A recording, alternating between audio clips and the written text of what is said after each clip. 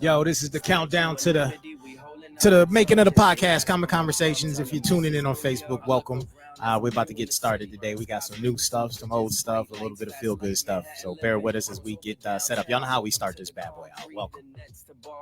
The Mets to Yankees, Ubers and yellow taxis, and while my fitted with some butters, we heard savvy when tight jeans was baggy. From JFK to LaGuardia, city that never sleeps, insomnia, home of junior mafia. Word, playground parks with the trees and the cars, brownstone buildings with the kids on the porch, murals on the walls for the ones that we lost, bodegas on the corner, let me see what's in store, subway stations with the maps in the cars, summer cookouts, uncle got the sandals on. Statue of Liberty, we holding up the torch. If they ask where I'm from, tell them this is New York, Brooklyn.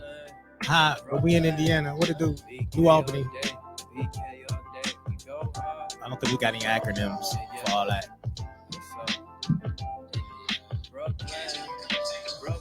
Somebody need to mute their phone. Mute your phones. Get off my feet. No, just playing. Not off my feet. How's the world doing out there today?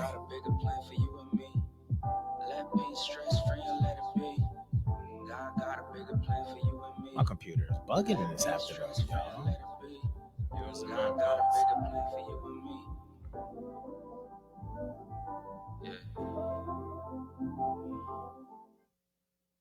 ISO Wendy's, where y'all from? Ain't that the same song? I'm blaming Demond. He and that DJing over there. They can see what's going on. See what happens when you can blame people for shit. I ain't put no money in the bucket today. But that's all right, because I love y'all anyway. Y'all ready for a dope ass show? Yeah. Ready to get down with the get down.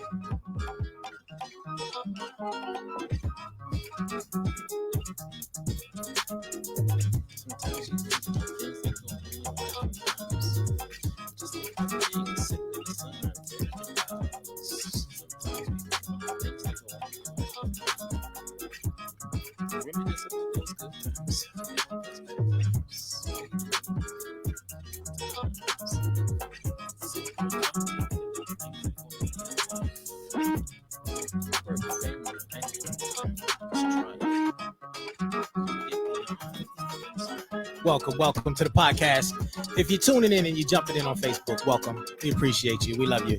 We're getting us set up so we can get in here and have a fun, cool, common conversation. I don't have no water. Excuse me for a minute. Got a bottle right here. Man, my stuff ain't sharing. What's happening here?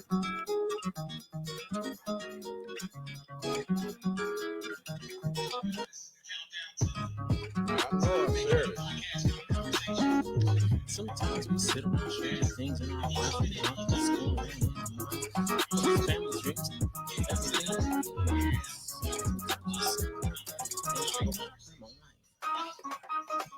Next phase.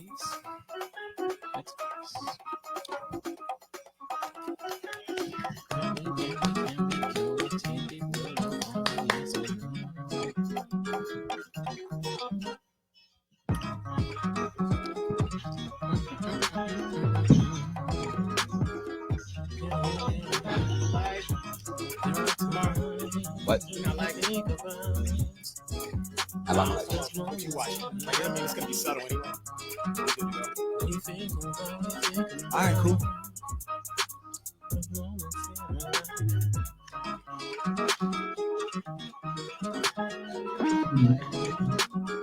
Oh, I see what I did. Y'all ready to get started? Yeah, let's do it. Let's rock it out. I shared it to, hold on. I'm trying to share it to my page, and I shared it to the Common Conversation page. Yo, we're gonna talk about these people. Real talk. We're gonna talk about it. Let's go. Y'all want to chime in? Yeah, we're gonna talk about the fact that they don't know nothing about how to use a computer. You know, be sharing the intranet in their own intranet. You know, so there's some rules of engagement today. I'm not allowed to be diabolical. rumor has it that I'm on punishment. So What? we introducing the world to a new common conversations today. Something a little softer, a little easier going. So I put the suit jacket on. You know, we're gonna be a little more professional today. For all the witnesses out there. Well, where's the fun in that? You know, there's no fun if the homies can't have none. Ooh. And away we go. So, you know, doors always open. Welcome to Common Conversations. Should we do the intro for him? Do you want the full intro or do you just want the song? All right, so those of y'all who are watching, this is going to be a great segment for this particular podcast because, you know, everybody wants to do a thing, right? They want to do the damn thing and are always trying to figure out how they do it. You know, Damon and I always going back and forth of, you know, what comes first, what comes second. And the cool part is that there's 101 ways to do a thing. True. So we're about to show you the first way to do a thing, right? So we're going to record our podcast introduction live, but he's going to have to cue me in and then cue me out, and then we'll kick the show in. Whoa, right? What? Yeah, see, he wasn't ready for this, so completely unscripted. All right, so we got to cue up somebody got to kill their live. Mute your mic. That's not mine. All right, there you go. All right, so yeah, we got our regular song. We got the one that we put on. We got the actual song, and then we got the one with our track with the vocals. Nah, let's do the instrumental, just a clear one, and then I'll rock it in. So you cue me in and count me on 3, because the reason he has to count me in on 3, and this is because I have no rhythm, right? And I'm tone deaf, and so I'll come in on 6 when I should be coming in on 1. How does Tia deal with you, man? Man, you know, hey, wait a minute, you're Hispanic and black, and you have no rhythm. It's my father's fart. Fart. It's your father's fart. That explains a lot, right? He farted me out. No, real talk. You know, wow, it's his side of the family. They have German, and I mean, outside of fucking bratwurst and Hitler, like what else do they have? Beer. There it is, beer. Okay. Hey, real talk. There's a lot of positive shit that came out of Hitler, but that's not the point. He was an evil. And we said we weren't going to do this today. So let's get on the intro, man, before I piss off the 13 people who are watching. And then 3, 2, we already lost 1. We're down to 12. Okay. And 3. And we got to hit record. We over here having a good old time. Ain't nobody hit record. Now 10. All right. Then we down to 10. Oh, we back to 11. There it goes. Like the stock market right now. All right. In 3, 2, 1. Yeah.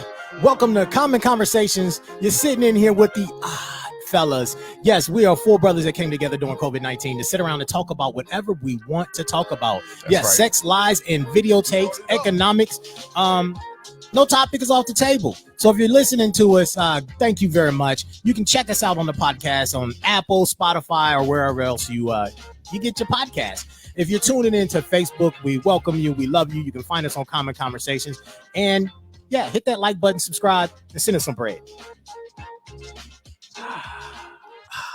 Welcome to today's show. What's happening, fellas? What's going down? What's that, man? You know, how's life treating you? Great, man. Yeah. Y'all want to give some 30-second introductions? Sure. All right. So since the man said sure, you rock it out with your go ahead, make it happen. I will do no such thing. I don't have any roosters. Somebody got a chicken. Anyway, and there it is. Hello, this is Damon, aka Damon Does, aka the Damon DeLorean, aka whatever you need, I can be. I am the host of Damon Does, which will be starting season 2 next week, and also a co-host of Different Worlds, Same Story. But I am here at Common Conversations with my boys, making it happen like thighs clapping. That's clapping. He's leading into somewhere. Ladies and gentlemen. We're about to go somewhere. That first seat gets him every time. Yeah. Hey, ain't nobody wants to be second. I always got to be first. Go ahead, make it. Welcome to the conversation. This is Damon, aka as I've been renamed the chef. Man, we found out why today too, boy. Yeah, spend the rest of your 30 seconds bragging about your food. Oh, just whipped up a little stuffed chicken with a whiskey cherry fire sauce. That from what I'm hearing was exceptional. My man Miguel got some delicious roasted pork. And I got that good moonshine. Oh dear God. That is bourbon iced tea, my friend. I guess it could be considered moonshine. Oh geez. Thank you very much.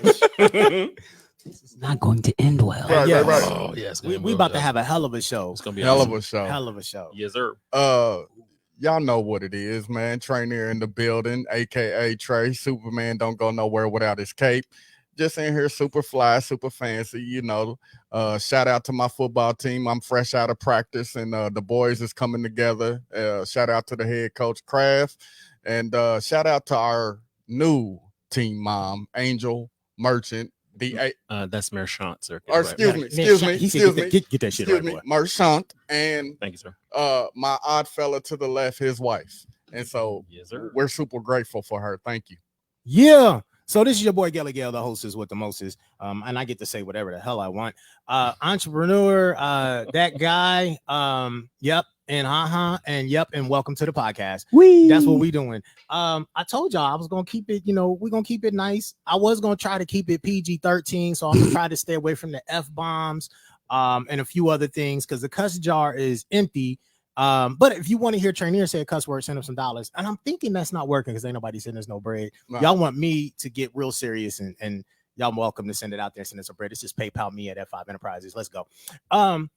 But man, Krista, I don't know if anybody else saw this on the watch party. Yes. Krista's like, why are you talking about my thighs? uh-oh. Because they're amazing. Let's go. Mm. Y'all keep that bedroom conversation off the Facebook. Hey. Or maybe put it on the Facebook. Some people need it, they need to do the damn thing. I just put it on the Facebook, my bad. So here we go. Y'all know how we start the podcast. So if you're listening, understand that we're also having fun with the folks who are watching us on Facebook. And you can catch us on our new YouTube channel at Common Conversations, because I'm going to be uploading these uncut and as they are. So you can watch them along with the other crazy shit that I do. Right. That being said, if you're tuning in for the first time, we always start our program out with a super dope ass question that Tranere pulls out the crack of his ass and he throws it on the table and it smells like roses. So let's go. So I actually thought of this question. I can't stand y'all.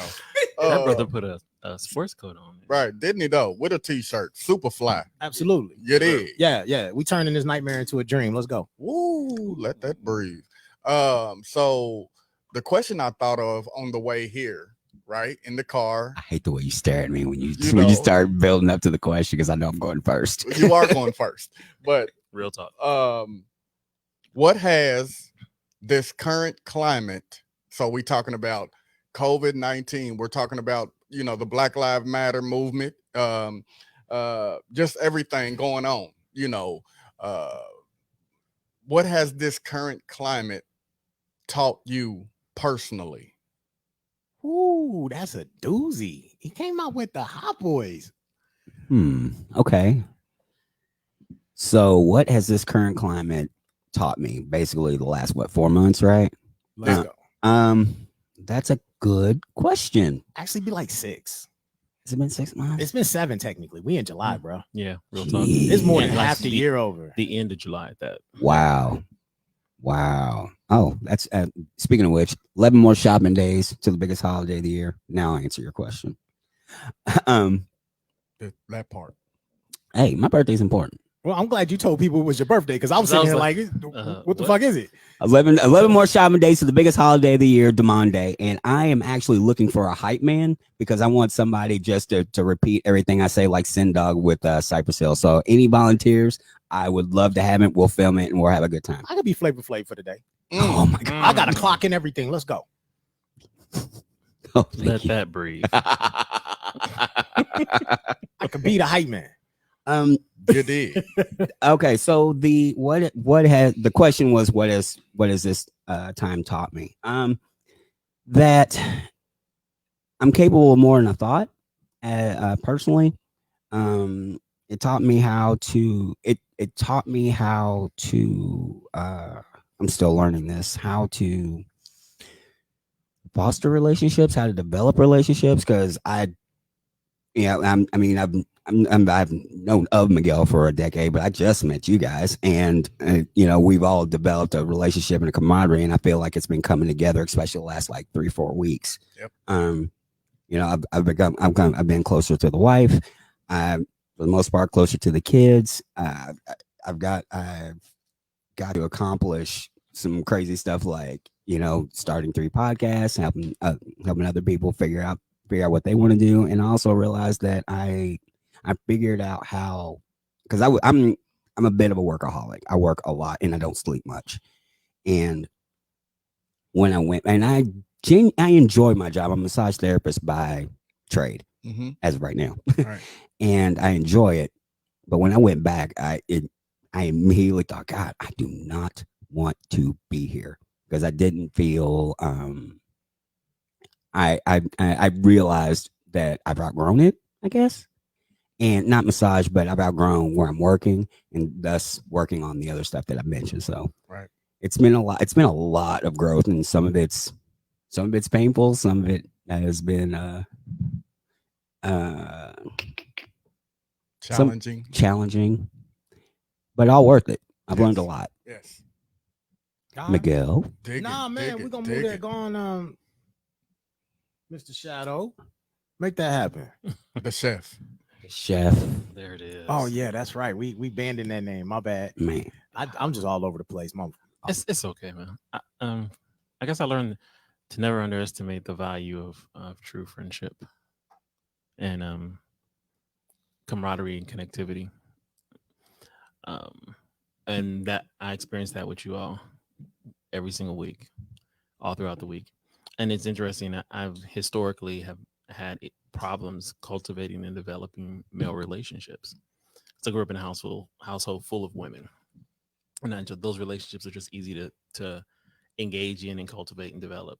But it has been a true learning experience to sit amongst you gentlemen and just explore the world, what's happening in the world, current events, having my perspective expanded and stretched, and apparently changing my nickname that I was actually very comfortable with.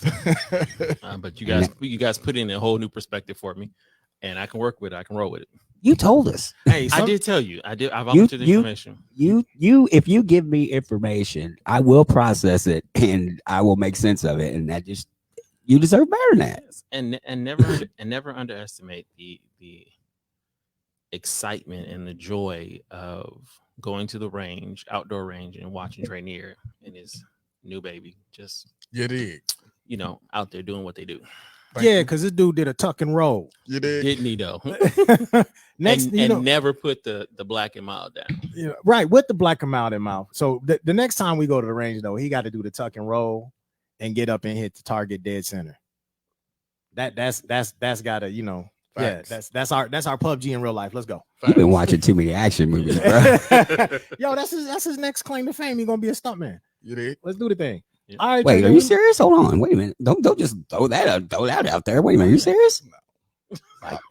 You gotta relax. I make shit up. I don't. I make shit up. Hey, you know what? Because I was going to start making some phone calls. I know people, man. I'll make shit up until it turns real. So, well, that's and then your job. Isn't that what entrepreneurs do anyway? Ding, ding, ding, ding. Ain't that the truth? Let that breathe. All right, Tranere, go ahead. Your time to answer. Oh, you going last today? Oh, yeah, I'm going last today. Okay, because I know you probably great pop off. Nah, I'm just not clear. So, the thing that this current climate has taught me is that I need to let my voice be heard more. Oftentimes I stay in my own lane. I'm a fairly private person. And I just, stay out the way for the most part, do my own thing in the shadows. As Tia says, stealth. But this current climate taught me that I need to let my voice be heard more and, let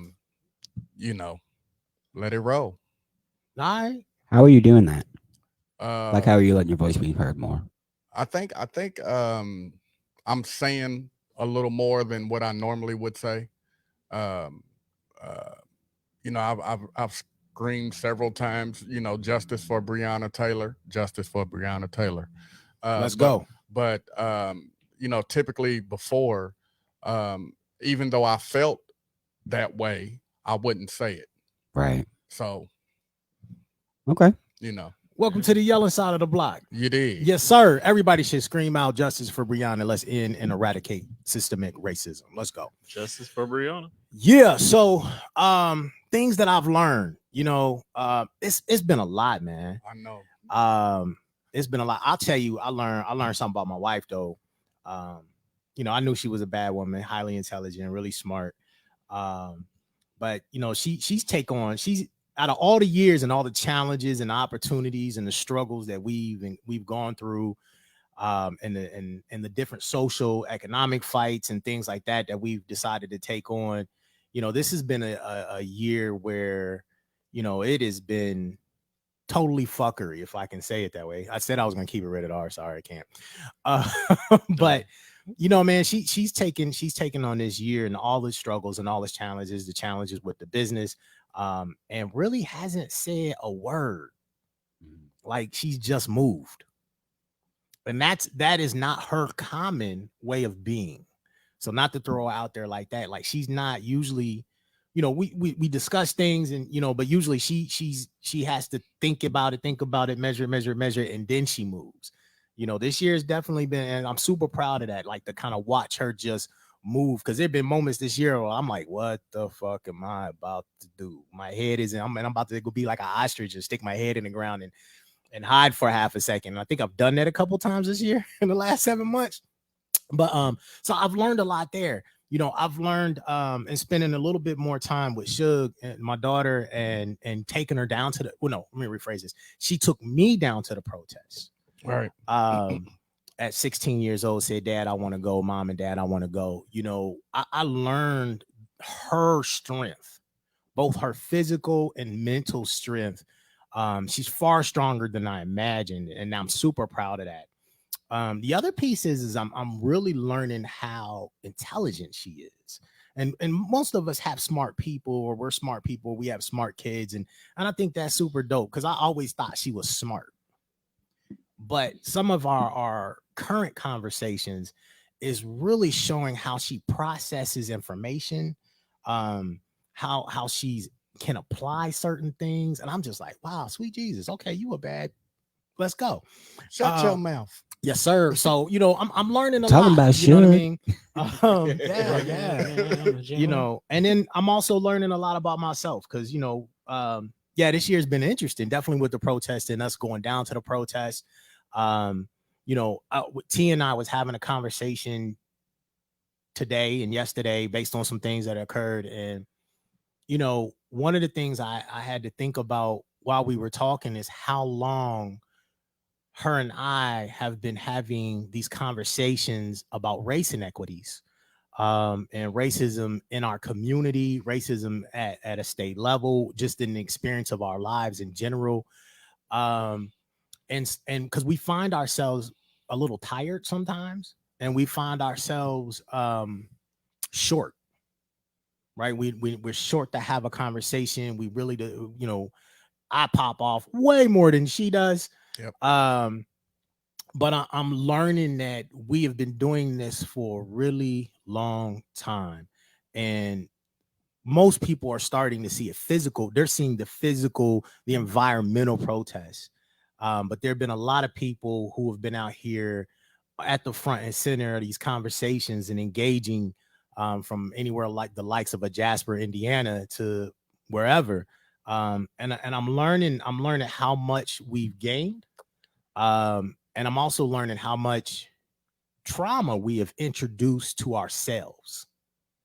And that can be relatively unhealthy. And so, you know, I'm learning a lot about this year. And so I'll leave this and say this, you know, anybody who's out there protesting, anybody who's out there on the front line fighting to eradicate racism and to really support and build up equality, for all people, you know, it's okay to take a break and realize that sometimes you have to pull back in order to charge forward. So, yeah, man, learning a lot this year. It's a beautiful year, man. I'm loving COVID-19. Real talk, because it's resetting shit for a lot of people. We just need to reset this dumbass president we got, but that's another conversation. Let's go. Wow. Yeah, buddy. Actually, I have a question for Tranere. Okay. It's actually unrelated to what we just talked about, but I just wanted to make sure you're good. Mm-hmm. Yeah, I'm good, baby. Let's go. Okay. So I had an interview with Tanisha Hall. She's the creator of Him in the Game, which we'll be talking about at a later date. She has a game that she likes to play, One Gotta Go. And she had one that I thought, oh, Tranere has to answer this one. Okay. So Okay. one got to go. One You ready? gotta go. Yep. Especially after the conversation we had before we started this. Yes. One got to go. One. Okay.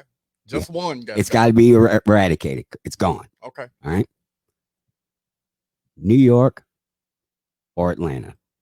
One got to go. Oh man, that's an easy one. Oh yeah, very real easy. easy. Which one? New York gotta New York go. Gotta go. Why? Because I Why? love Atlanta. Just that simple. Just that simple. Okay. All right, cool. Okay. Damon, Oh, he didn't ask me. I'm asking you. I was going to. Never been to New York. I only have been through Atlanta, so I have no real experience with either one of them. But if I had to say one had to go, I would say New York had to go. All right. Y'all suck ass. I'm just saying. I've never been to either, so I honestly couldn't give a. I couldn't give a. I gotta go. educated You know opinion. Why what? we gotta suck ass? I'm just saying because y'all Atlanta don't people, know. y'all Southern people, whatever. You know what I'm You saying? gotta go with New York. How you gonna wear a New York hat at the table, bruh, and be like the one gotta go is NY? Yeah, I like. Don't get it twisted. Like I love. I'm twisting it. I like the Yankees. I love them. No, I don't like the Yankees. I'm just talking about Well, this New is York. what the hat represents. No, the hat represents New York. It represents It culture. represents the Yankees. Nah. Now, don't get me. Don't get it I twisted. understand you're a baseball guy. Yeah, well, no, not You're a really. sports guy. I'm a I'm sorry. Yankees guy. You're a Yankees guy. Exactly. I'm racist, bastard. But- So let's well, go. It's okay. exclusive. Exactly. It's exclusivity. exclusive. Like Okay. I don't wear any other baseball caps. All right. But I do like New York culture. I do like everything New York. But when you compare it to Atlanta, like my heart is in Atlanta. Like I got experiences in Atlanta. I got friends in You Atlanta. don't have hip hop without New York. I went to college in Atlanta. You don't have art without New York. You ain't got the Renaissance without New York. Morris Brown College is in Atlanta. The Met is Shout in out New to them York. brownouts. But you know, we You know, in most Atlanta. Def's new museum is in New York. Yo, fam, telling you, Staten Island. No, I didn't go there that often, but I went there enough. Atlanta will always be in my heart. So nah. And maybe not all of New York, but I mean Manhattan, the boroughs. And I love New York. But and Nah. I've never been and I still love it. But Malcolm X, no, Atlanta, Atlanta. 100%. All right. I'm gonna have to let Atlanta go. Although they do have the greatest experiment ever, right? Which is black economics. Let's let that breathe because the United States is yet to blow the Atlanta hub up, like they've done so many others. So I mean, I'd hold on to Atlanta, but I'd still, you know, we lose a lot of history without the NY and not just the Yankees. I'm not a baseball fan, so there's that. It's not supposed to be an easy question. Yeah. So what's up, man? Atlanta, New York. I don't have an opinion because I've never been to either. So it's time for you to travel. Wow. Yeah, that's true. Wow. That's true.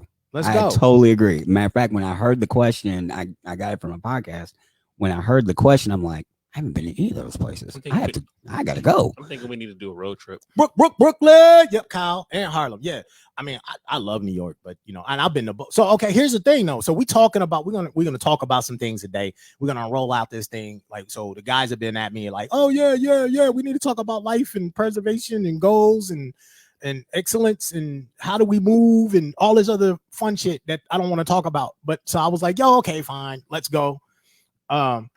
Are you really giving us a hard time for asking for your expertise? The one thing that you bring more than the other three of us. Really? Absolutely. Really? Yes, Really? I am. You should be ashamed of yourself. I don't even know Shane.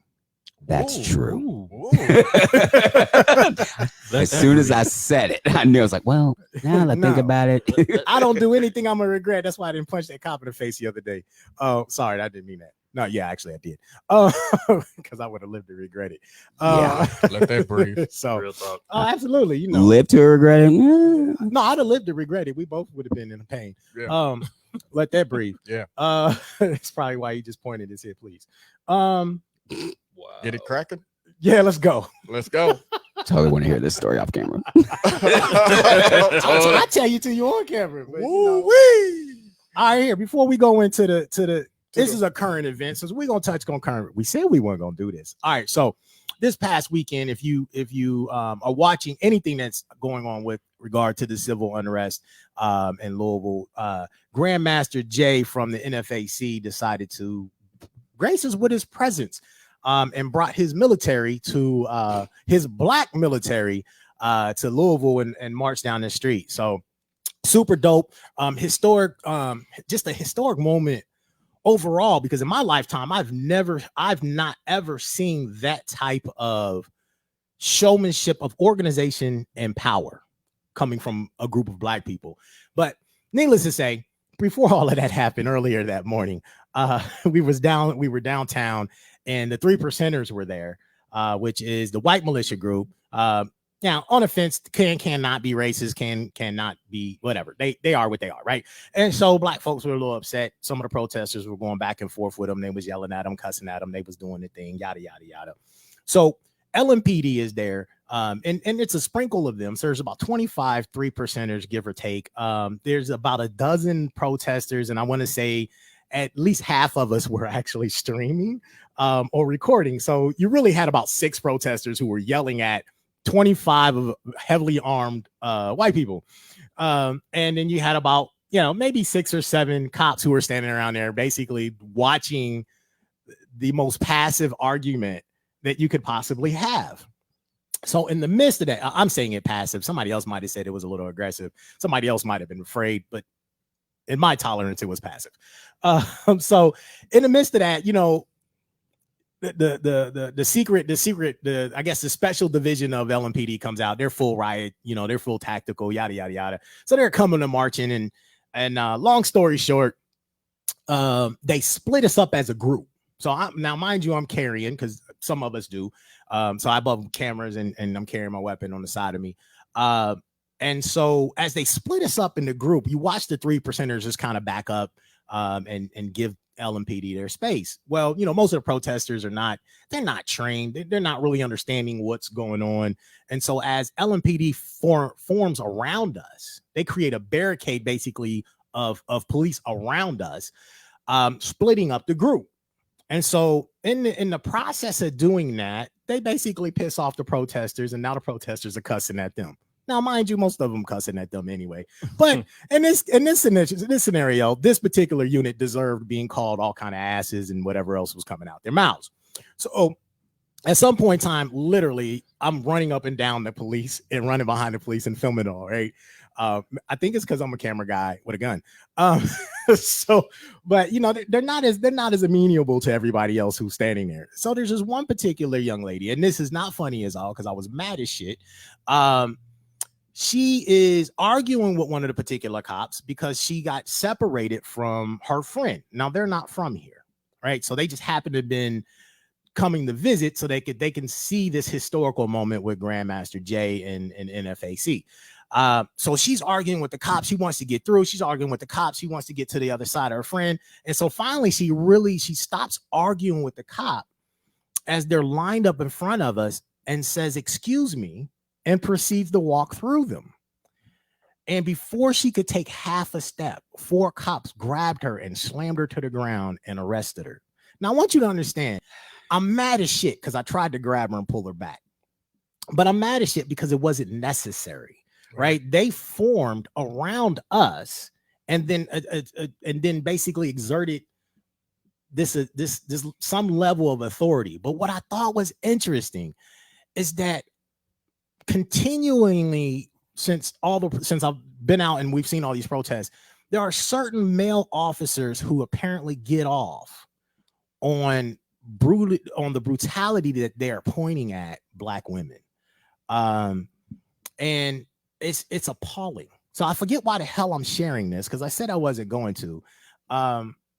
Mostly because it's a trigger, right? It's a trigger for me because I grew up in an abusive household, and I'm learning that the men in the LMPD have some significant issues with the brutality that they're directing toward unarmed women, right? And they're not treating armed men or armed white folk in the same manner. But what the hell was we talking about? You were talking about what happened this weekend, so you're telling us. Go ahead. Oh, well, there it is. So that's the end of that story. She got out, thank God. You know what I mean? Because they're pretty much letting everybody out.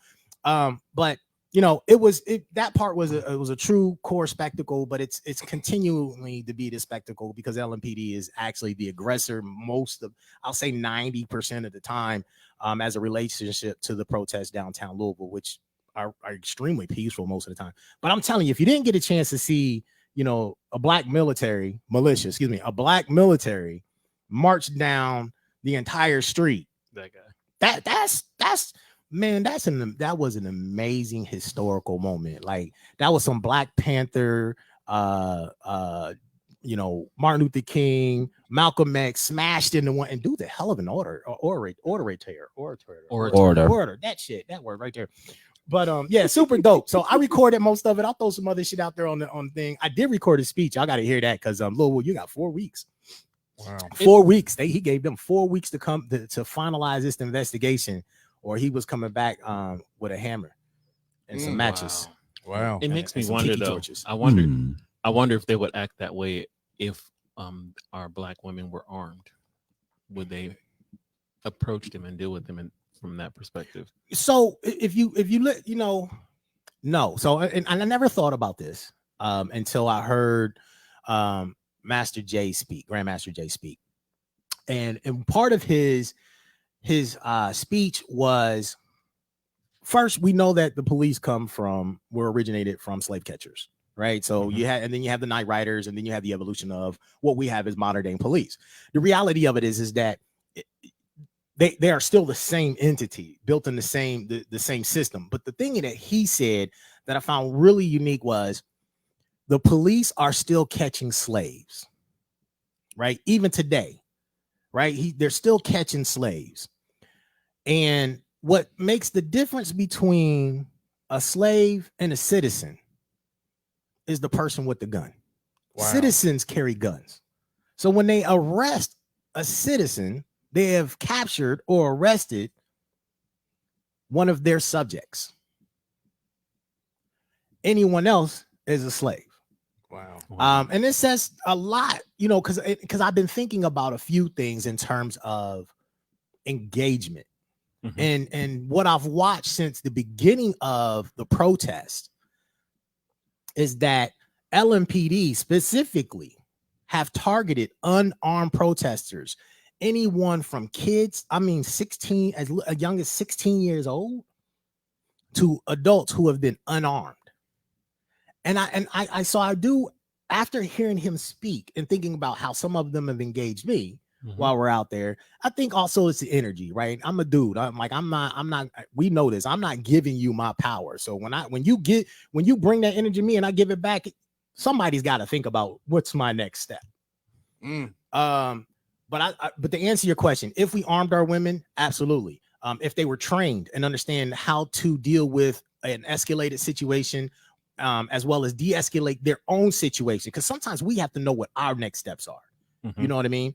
The other piece is, where are my black men?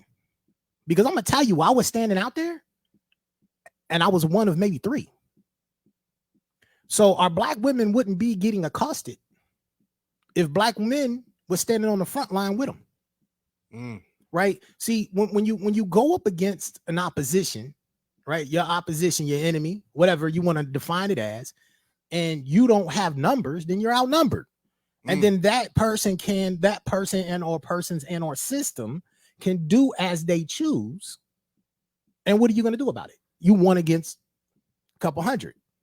Now, if we trained our women to carry some toxic masculinity in those situations, that might change a thing too. But it's still a bunch of big ass, bruising ass slave catchers standing in front of them. I'm just saying. I'm gonna lighten it up again for real quick because that's what I do. Why did you point at me when you said toxic masculinity? I'm like the smallest guy here. Well, but you diesel, man. Come on, you the most diesel guy at the table. I don't know. Over Mr. 200 pounds over there. Come on, he 200 pounds. He ain't diesel. Let's go. Curls for the girls, Right, Can you not put my stuff out there, please? All right, so curls for the. Can you curl a girl? No. Okay, there it is. See, y'all bet you can. Yeah, Georgia. Okay. There it is. Oh, so when you put it like that, hey, too late. You weren't thinking fast enough. Yeah. Y'all silly, man. Facts, factuals. Wow. But so all right, where we going? What are we talking about today, man? You had this thing about some dude about something.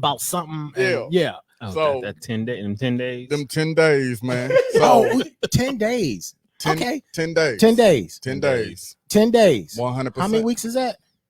A week and a half. A week and a half. All right, 10 days, a week and a half. Let's go. So I'm on my period. No, I'm just but 10 days? God. I got big eggs. And you's a clumsy motherfucker. Oh, this dude done broke the chair. Wow. And you say you're not diesel? You're breaking chairs. Look, Popeye, he didn't eat his spinach. All right, back to the thing so we can get on. I can't deal with y'all today. So my main man, Lou Williams. Lou Williams. Lou Williams, if you don't know who Lou Williams is a current NBA player for the Los Angeles Clippers. Yup. They call him Boom Boom Williams. Well, obviously. And so, of course, you know, the NBA is taking, COVID-19 precautions, and they've started their season, or tomorrow is the first like real live game. They've been playing exhibition games, but they're all in Florida, in Disney. And so it's a bubble, and they're taking all the COVID-19 precautions so that, people can stay safe and healthy and things of that nature. And so Lou Williams had a close personal friend whose father passed away, and Lou wanted to attend the service and pay respects, things of that nature. And so the NBA granted him permission to leave the bubble and go pay his respects, do his thing. While Lou Williams was out, Lou Williams decides that he wants to, he's hungry. He wants to get something to eat. And apparently his favorite restaurant is Magic City. And what is Magic City? Magic City is a famous strip club in Atlanta. And they serve fish. And they serve... I can't with this brother right here. I cannot deal with this guy. I can't with this guy. He put the blazer on. Yeah. It's the blazer. And definitely taking it to a next level. I mean, it ain't next level. Magic City. Listen. They serve fish and chips. And he got, apparently, he likes wings or whatever. So apparently he got his own sauce there. He got his own sauce. He got his own You know what I'm saying? sauce. No, they named the sauce after him. Yeah. Bet they And did. so apparently he, pretty much, went there, ordered some wings. All right, fish and chips and some wings. And left. All right. And got him an angel. Of course, that wasn't in the plan as far as the NBA is concerned. They're saying, hey, so he basically, if you leave the bubble and come back, the NBA says you got to quarantine by yourself automatically for 4 days. Got you. If you do extracurricular, we add on to those 4 days. So going to Magic City is extracurricular. Going to the champagne room is extracurricular. I would imagine. Not maybe going home to your girlfriend or your wife. That part. Okay, there you go. Let's go. Let that breathe. And so Lou Williams got 10 days. He got 10 days for going down and getting some fish and chips, where they gave him his own sauce name. Apparently, no. Well, actually, just to clarify, hey, that dude is catching more than COVID. That's all I'm saying. Listen, I cannot deal with you. Hey, listen. To clarify, he's from that area. He played high school ball in, I believe, Gwinnett County, something like that. So he's real familiar with Magic City. 100%. Okay, and that's how you get your own sauce named after you. 100%. All right, so he $1 million player. When he walk in, the girls are definitely getting 10 grand a piece. So he might be a stretch. He keeping them employed. That might be a stretch. So he was late on his dues and had to break out the bubble to go pay his bill. I don't know. That's a stretch, but he did more than what he was, Yeah, I bet. Now, again, I'm talking about as far as they said, hey, we told you, go to the. His master told him to go to the funeral. Hold on, and to come back. Right? They did. The master gave him permission to lead a bubble. You to go to the funeral, right, and then come back. And on his way back, he stopped at the speakeasy, got him some chips. He got some wings. He got some wings. And a couple of wings. He got some wings. Ain't no couple of wings. He got some wings. Oh, he got wings. You know what I'm saying? Hey, he got wings. Matter of fact, he got so many wings, he dropped off some grands. Hey, listen, I'm and then Matt Harlow snitched him out. Jack Harlow. Jack Harlow. Who's Matt Harlow? So I don't know. Must not like you. So that's basically how he got caught. Was Jack Harlow was in Magic City too. All right, which is a local connection, which is why the story came up anyway. Well, we ain't gonna talk about his local connection. We're not, because I'm about to fuck this real up. But Jack Harlow and Lou take a picture. So Jack Harlow hanging out in Magic City with the black booty. Getting some fish and chips, some wings, my bad, along with Williams, and who's supposed to be in a bubble, but his master gave him permission to get out. Okay, I'm following you. Let's keep going. So they takes a picture and post it. Oh shit. And so that's how they found out that he was at Magic City. So Jack Harlow, because he don't know shit about social media and don't realize that this superstar who's supposed to be in the bubble hanging out with him in TNA decides he gonna take a picture and post it and then say, oops, sorry. Right, and then he tried to clean it up and say, "Oh, well, this is a picture from a while ago." He said, and oops, they said, sorry. And they said, "Bro, he's got on his NBA COVID-19 mask." Stupid black man down. That's the name of this phrase. Stupid black man down. That's what you get for hanging out with white ass Jack Harlow at Magic City when your ass is supposed to be in a bubble. Well, they wasn't hanging out. He was getting some wings, dude. Okay, they was both getting. They was probably with the same chick. They was in the same champagne room, tossing it back, getting some wings. Man, I'm telling you, they passing out more than COVID-19. I don't know if that's what was happening. I'm gonna kill this because I'm sorry. Those of y'all listening, nah, whatever. I ain't. Let's go. I don't know if that's what happened, but I do know. I got you. I seen a picture of Magic City's wings. And they did look fire. I got a picture on my phone. I'll show y'all after Hey, I done been to Magic City. It's been some years, and they got some fancy wings. I ain't never ate nothing in a strip club. I hope me neither. Shit, I hope you ain't eating nothing in a strip club. I'm not really hungry when I go there. Bruh, apparently, I mean, you something when you go there, but I mean, hunger ain't one of them. I hope not. That's a whole lot of on the floor, bruh. You know, like, you need to wash, scrub. But I mean, even before COVID, you might have been catching some shit, eating something out of a strip club. I'm just saying. But I'm just saying, like, I ain't never, you know, I ain't never really got hungry in a strip club. That's just me. But I did see a picture of their wings, and this dude is cutting up, boy. I mean, I knew the conversation was gonna go left. Oh, God. Right. It has gone like in the new territory of left. Miguel has taken it all the way. I'm just saying, homeboy got out the bubble and didn't know what to do with himself. He got out of the bubble and went to look at some bubble. You know what I mean? Hang out with the first white boy you can find. He got getting some wings. And got told on. Just snitched him out. Yeah, he did, you know, kind of dry snitch a little bit. That ain't even a dry snitch. That was probably a wet snitch. I'm just saying. Soaking wet. Oh my goodness. That was a damp snitch. Okay. All right, so I'm it was a moist snitch. Yeah, that story is far more better than mine. I need more entertainment in my life.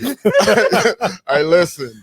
That man, hey, listen, I seen a picture of them wings. I'm just saying they need to quarantine that brother for more than 10 days just for stupidity. Like on some real talk. Like if he was part of my team, I'd be pissed. In the middle of a pandemic where like this, you know, you just transferring AIDS by breathing on somebody. Right, and you might die. That's what COVID-19 is to me. I related to AIDS, except for you don't have to kiss or have sex with nobody, just breathe. Right. This dude went out to play.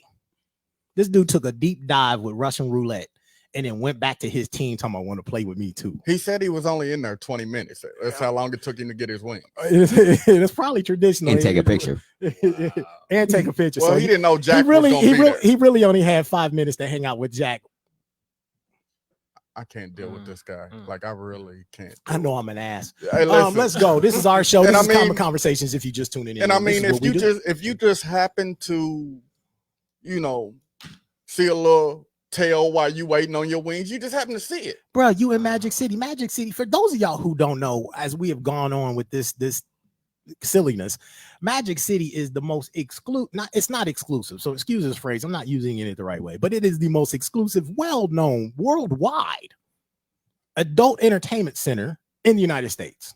I like going there. I've been there. I was there when I was younger in college, and it is a beautiful place. And yes, Lord. Truth be told, there are you know, I mean, you can see lots of beautiful things, and there are some really cool adult entertainment clubs that have 5-star restaurants in them. So, you know, respect to the fact that you might have gone there for some wings. I guess, but yeah, man. I guess and why you delivering those? And why you waiting? I bet you if Louisville had a Magic City, we would not have all these protests downtown. Because people would have shit to do. I mean, the girls at Magic City can pull in easy 10, 20 grand a night. You know, that's serious income. I mean, wait, what? Look, my man, yeah, bro. Like real talk, they make stupid money at Magic City. Wow. And they have host women that come in. So like they have women entertainers who they will pay 10, 20 stacks just to come in to be a host for the evening. Like they may not even dance. And here's the thing though, too. They can dance that. Like, so let that breathe. We're gonna talk about the adult entertainment real quick because I've been to quite a few adult lounges across the country, even in Utah. Shout out to Utah because they got some dope dancers. Some of them can dance, man. It's not really all about. It's not about sex. It probably is for the guy or the gal who walked in, but you know, you have some really talented performers. And Detroit, y'all went to the one called the Castle, man. They didn't have a girl in sight. I don't know what happened. It was a drought. But the food was banging. Wow. It was literally. I think we went in there with maybe two dancers that night. But we gotta move, right? We can't. If you go to Detroit, check out the Castle. I don't know if it's still open. It's been some years, but I gotta read what Kyle put. Kyle Hutchins, thank you, buddy. He said Magic City is Hooters if they were honest about why they are there. True story. Wow. Yeah, man. If Hooters was still allowed to hire and discriminate on the type of women that they brought in, like now they just kind of let anything walk in sometimes. I'm just saying Hooters stock down, you know, and the food ain't that good. But Magic City apparently got great chips, fish and chips, and some great wings. And if you, what's his dude's name again? Lou Williams. And if your name is Lou Williams and you go there enough, they'll name a sauce after you. Hey, listen. Lou, is that what I missed when I went? Yeah. Oh yeah. Apparently they named the sauce after He got Williams. a special sauce. He's a regular, you know, whatever. He's been there so often, so much. He got a plaque on the wall. Oh, like he got a plaque. He didn't employ a whole lot of people in there for some years. He is a 15, 16-year-old vet in the NBA. Yeah, and stupid as hell. Obviously, he didn't pay for houses. All right, let's get off Lou because education supposedly. Matter of fact, I might talk about Lou. We should talk about Lou for the rest of the year until he sends us some money. This is Magic City over here, Lou. If you happen to stumble upon our podcast, you and Jack Harlow, y'all kicking into Magic City, let them know. Y'all tell Lou and Jack that y'all can come see us at Common Conversation so we can get a real conversation about what the two of them was doing during COVID-19 while they was digging for chips and fish and chips. He was getting a wing. He was getting some wing. And he just happened to see a little. And then there was Jack.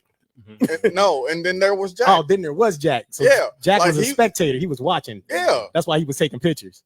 Hey, Lou, you just got set up. Dumb ass. Let's go. Let's move, man. We supposed to be having a show. We got 52 minutes left to entertain these people before they leave us. Well, you don't have to leave us, but y'all know how we do. This is the building and the development of the podcast, and we are so off topic. Maybe so we gray shift. No, we was on current event. Oh, that was a current event. That was really a current event. Fish taco buffet and salad bar. Kyle, that's just nasty. Nobody wants to eat from the salad bar at the strip club. Definitely not in COVID-19 or any other time of the year. Fuck COVID-19. Just anytime nobody's dipping. That's COVID-19, Ebola, mad cow disease. I'm just look, bro. Y'all need to quit eating at the strip bar. I do have a question. I have a question for the What's up? Oh dear God. No. I've really been thinking about the shirt you have on. Yes. Nothing changes till you do. Wow. What does that mean to you? I got some work to do, man. What do you mean? I've got I have been how do I put this? I'm just trying to keep it from being quiet. No, buy it. Oh, sorry. I'm listening. Fish taco buffet. Nothing changes. What does it mean to you? Nothing changes until you do. Yeah, what does it mean to you? Yeah, always try and bring it back to you, bro. I got you, Damon. Right. I mean, the man who asked the question should have to answer it. He will. Let's go. Fire. I have felt stagnant for years. Being a dad really, I don't want to say, how do I put this? Being a dad really changed perspective for me, and I've been trying to figure out how to balance being Damon the dad and still be Damon. Right. You know what I mean? Right. Because I like having. Oh gosh, after the conversation we had, screw it. I like having my fingers in a lot of things. I have fingers in a lot of pots. I like doing lots of stuff. That's just how I work.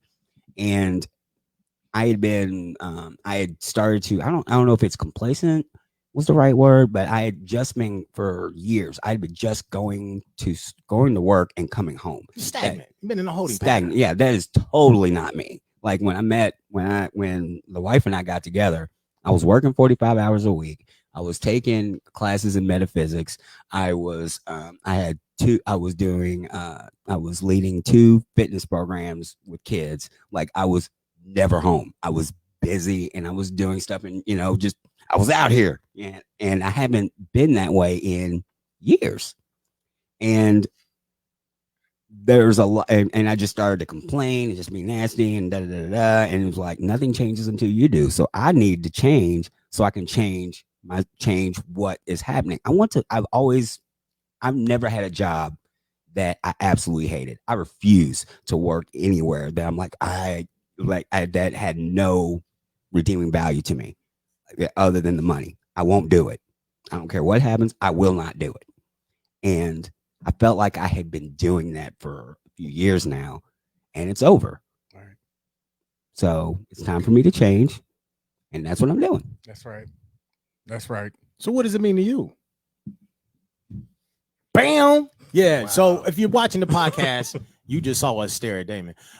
If you're listening to the podcast, know that we all just stared at Damon. Real talk. Nothing changes till you do. I've been thinking about it ever since when I walked in, I saw you with it. That's nice. But let's go. Yes, Lord. We are in trouble. Delicious. Yo, so real quick before you answer this, because I'm gonna give you about 30 more seconds to collect yourself. Damon made some bourbon iced tea. Yeah, so phenomenal. I don't know what bourbon he used, but I'm gonna throw it out there. If you're a bourbon distiller and you got access, my man just made a great drink, and we'd love to promote you on our show. So hook it up, give us a buzz, and maybe we'll throw a couple bottles on the table and you'll let us drink it for free. I'm just saying, let's go. Let that breathe. This shit's nice though. Go.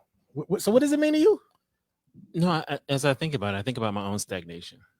And it's something I'm really dealing with. The fact that learning how to live as opposed to just survive. So, one of my mother's statement is you can't see it before you see it. If you don't see it before you see it, you'll never see it. So, Yes, sir. Nothing changes until I do. What are those areas in me that need to change so that my life can really move in the trajectory that I'm desiring?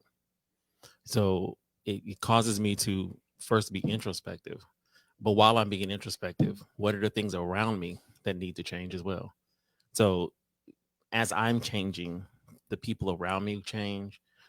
There's a paradigm shift, and not everybody's going to be able to shift with me. So there's some people that are not going to survive the transition. Nah, you gonna leave them. That's right. Yep. Let's put that on the table. Like they're not gonna die. They not even supposed to be part of the transition. True that. Right. That's the thing about your individual paradigm shift. Sorry, I didn't mean to just jump in on your shit. You know what I mean? But that's what you do. Yeah, bro. Like, move. Like, nothing changes till you do. Real talk. What did we say last show? My man Chuck D said it. Either you change the people around you or you change the people around you. Right. If you changing and the people around you don't change, they got two options. Two. They can move with you or stand behind you in the distance. Yep. But I said it in the earlier shows, man. Don't hang out with no anchors. Right. Shit, we ain't standing still. We've been standing still for too long, individually and in life. You know what I mean? So move. Yeah, go ahead. My fault, bro. No, you're fine. Because when you said that, it really put me in a thought process of, can I even identify who are the anchors in my world? You don't have to. Nope. You don't have to. Just cut them the fuck off. You won't even have to do that. They will just disappear. Oh yeah, you'll start to. It's those common. Oh, he's too good for us now. They start to reveal themselves. Oh, and you know what you say when they say that? You'd be like, "Yup." Yes, I. And then give them the finger and keep rolling. Let's move. The finger is probably not necessary. But one of the things for me is throughout my life, I learned to collect things. I've always struggled with letting things go. And then life happened and I didn't have a choice but to let some things go. So for me, one of the things that I'm working on is learning to be okay, and not longing and pining for the things that have had to be let go and for the things that are no longer a part of my life. Yeah. So that stop looking back over my shoulder but look ahead Let's in the go. direction I'm trying to go in. Bulldozer. Can't run real fast if you're looking in the wrong. If you're looking behind you. Facts. Sankofa, baby. If y'all don't know about the Sankofa bird, Sankofa basically means look back and grab the best of you and move forward, right? Ooh. So grab the best of you and move forward. All the baggage, bullshit, dumb shit, silly shit, regret shit, shoulda, coulda done it, didn't do it. Leave it where it is. Put it in a ditch and keep moving. Facts. Right. And the new people that you meet realize whether they should or should not be on your bus. Because here's the reality. If they on your bus, they better be able to drive it. And if they can't drive it, kick them the fuck off because they will become an anchor. Let that breathe. Let that breathe. I'm just saying, I drive a stick. You get in my car, you better learn how to drive. Right. Real talk. Because if drive I go one to too. jail, how you getting home? That's a fact. Factuals. That's how my best friend, my homegirl in college, learned how to drive a stick. Because I went to jail in a parking lot while being black in Xenia, Ohio, and she didn't know how to drive a stick. So she had to figure out how to get home. What did she do? She learned how to drive my car. Wow. So I'm just saying, if they get on your bus, they better learn how to drive that bitch. Let that breathe. Sorry. I know I said I wasn't cussing. Hey, I need somebody to pay my tip jar. Dude, if you had only had one F-bomb, you still would have been PG-13. I know, right? Too late. That's why we gonna make an X-rated talk common conversations. Keep your clothes on. Let I that know. breathe. It's Keep bourbon. your It's naked. clothes. The bourbon We is don't need naked. any more fish and chips up in here. We don't need no hot dogs. We don't need no sausage. Don't You be know what I'm like saying? that. Don't be like that. Let's go. I can't. Hey, it's a special show. So I love that we're talking on this topic because y'all have been poking at me. I get to use the word poking. Y'all call it whatever you want. To do some, to talk self-development and to talk about possibly doing goals and what it's like to do goals and what it means to execute. Right. And so, I was like, no. And then y'all was like, yes. And then I was like, fine, fuck it. I'm getting in the passenger seat. Y'all drive the bus. Peer pressure, peer pressure, peer pressure. So I'm in the passenger seat and y'all driving the bus. So now we're going to talk about goals. Yep. Right. Yep. And we're talking about not having anchors over here, Damon. Right. Right. We're moving forward. Right. Mhm. Meeting these paradigm shifts in life. Right. But here's the greatest thing. Right. You get to the paradigm shift and then you still don't know what to do. That's a problem. Right. It's good that you can recognize that there are things changing. Yep. But the question I have to ask you is, are you dictating the change or is change being dictated to you? And so I'll relate this in a sense. We're right now facing COVID-19 pandemic, as well as civil unrest to a degree because of systemic racism. The question we have to ask America, right, is change being, are they dictating change or is change being dictated? Well, we know America's trying to keep it. They're trying their best to keep it the way it is because they like the way it is. They like slave catching. That's basically what I'm getting at. But the people said, nah, we got goals, and the goals are to eradicate racism. That's right. Right. And so the first step that we have to take to eradicate racism is to decide one, what these goals are, right? How do we do it? Yep. And then to create the objectives so that we can get there, Yep. right? And develop some key results and some measurable. And so, I know I wasn't supposed to go there with this type of dynamic, but you can do this in your own personal life too. Because I was talking to Damon and I was like, where do we want to go with this? How do we want to unpack goal development? Because if we talk about it from a business standpoint, the terminology may change and how we receive things may be different. Or if we're talking about developing goals as an individual or developing goals within your home, right? And for me, they're kind of all the same thing, right? So we can talk about something called OKR, right? Which is a type of goal, which is basically objections and key results, right? Or we can talk about, this is one of the most popular strategies around setting goals.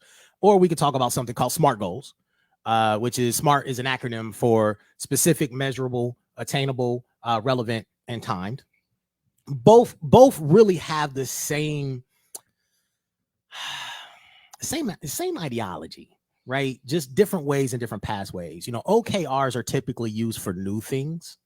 So if you and your wife are hitting the sheets and you're talking about we're gonna have a baby, well, you might use an OKR to develop the strategy in terms of once the baby is here and where you're gonna birth the baby, what hospital you're gonna use, how much money it's gonna cost, right?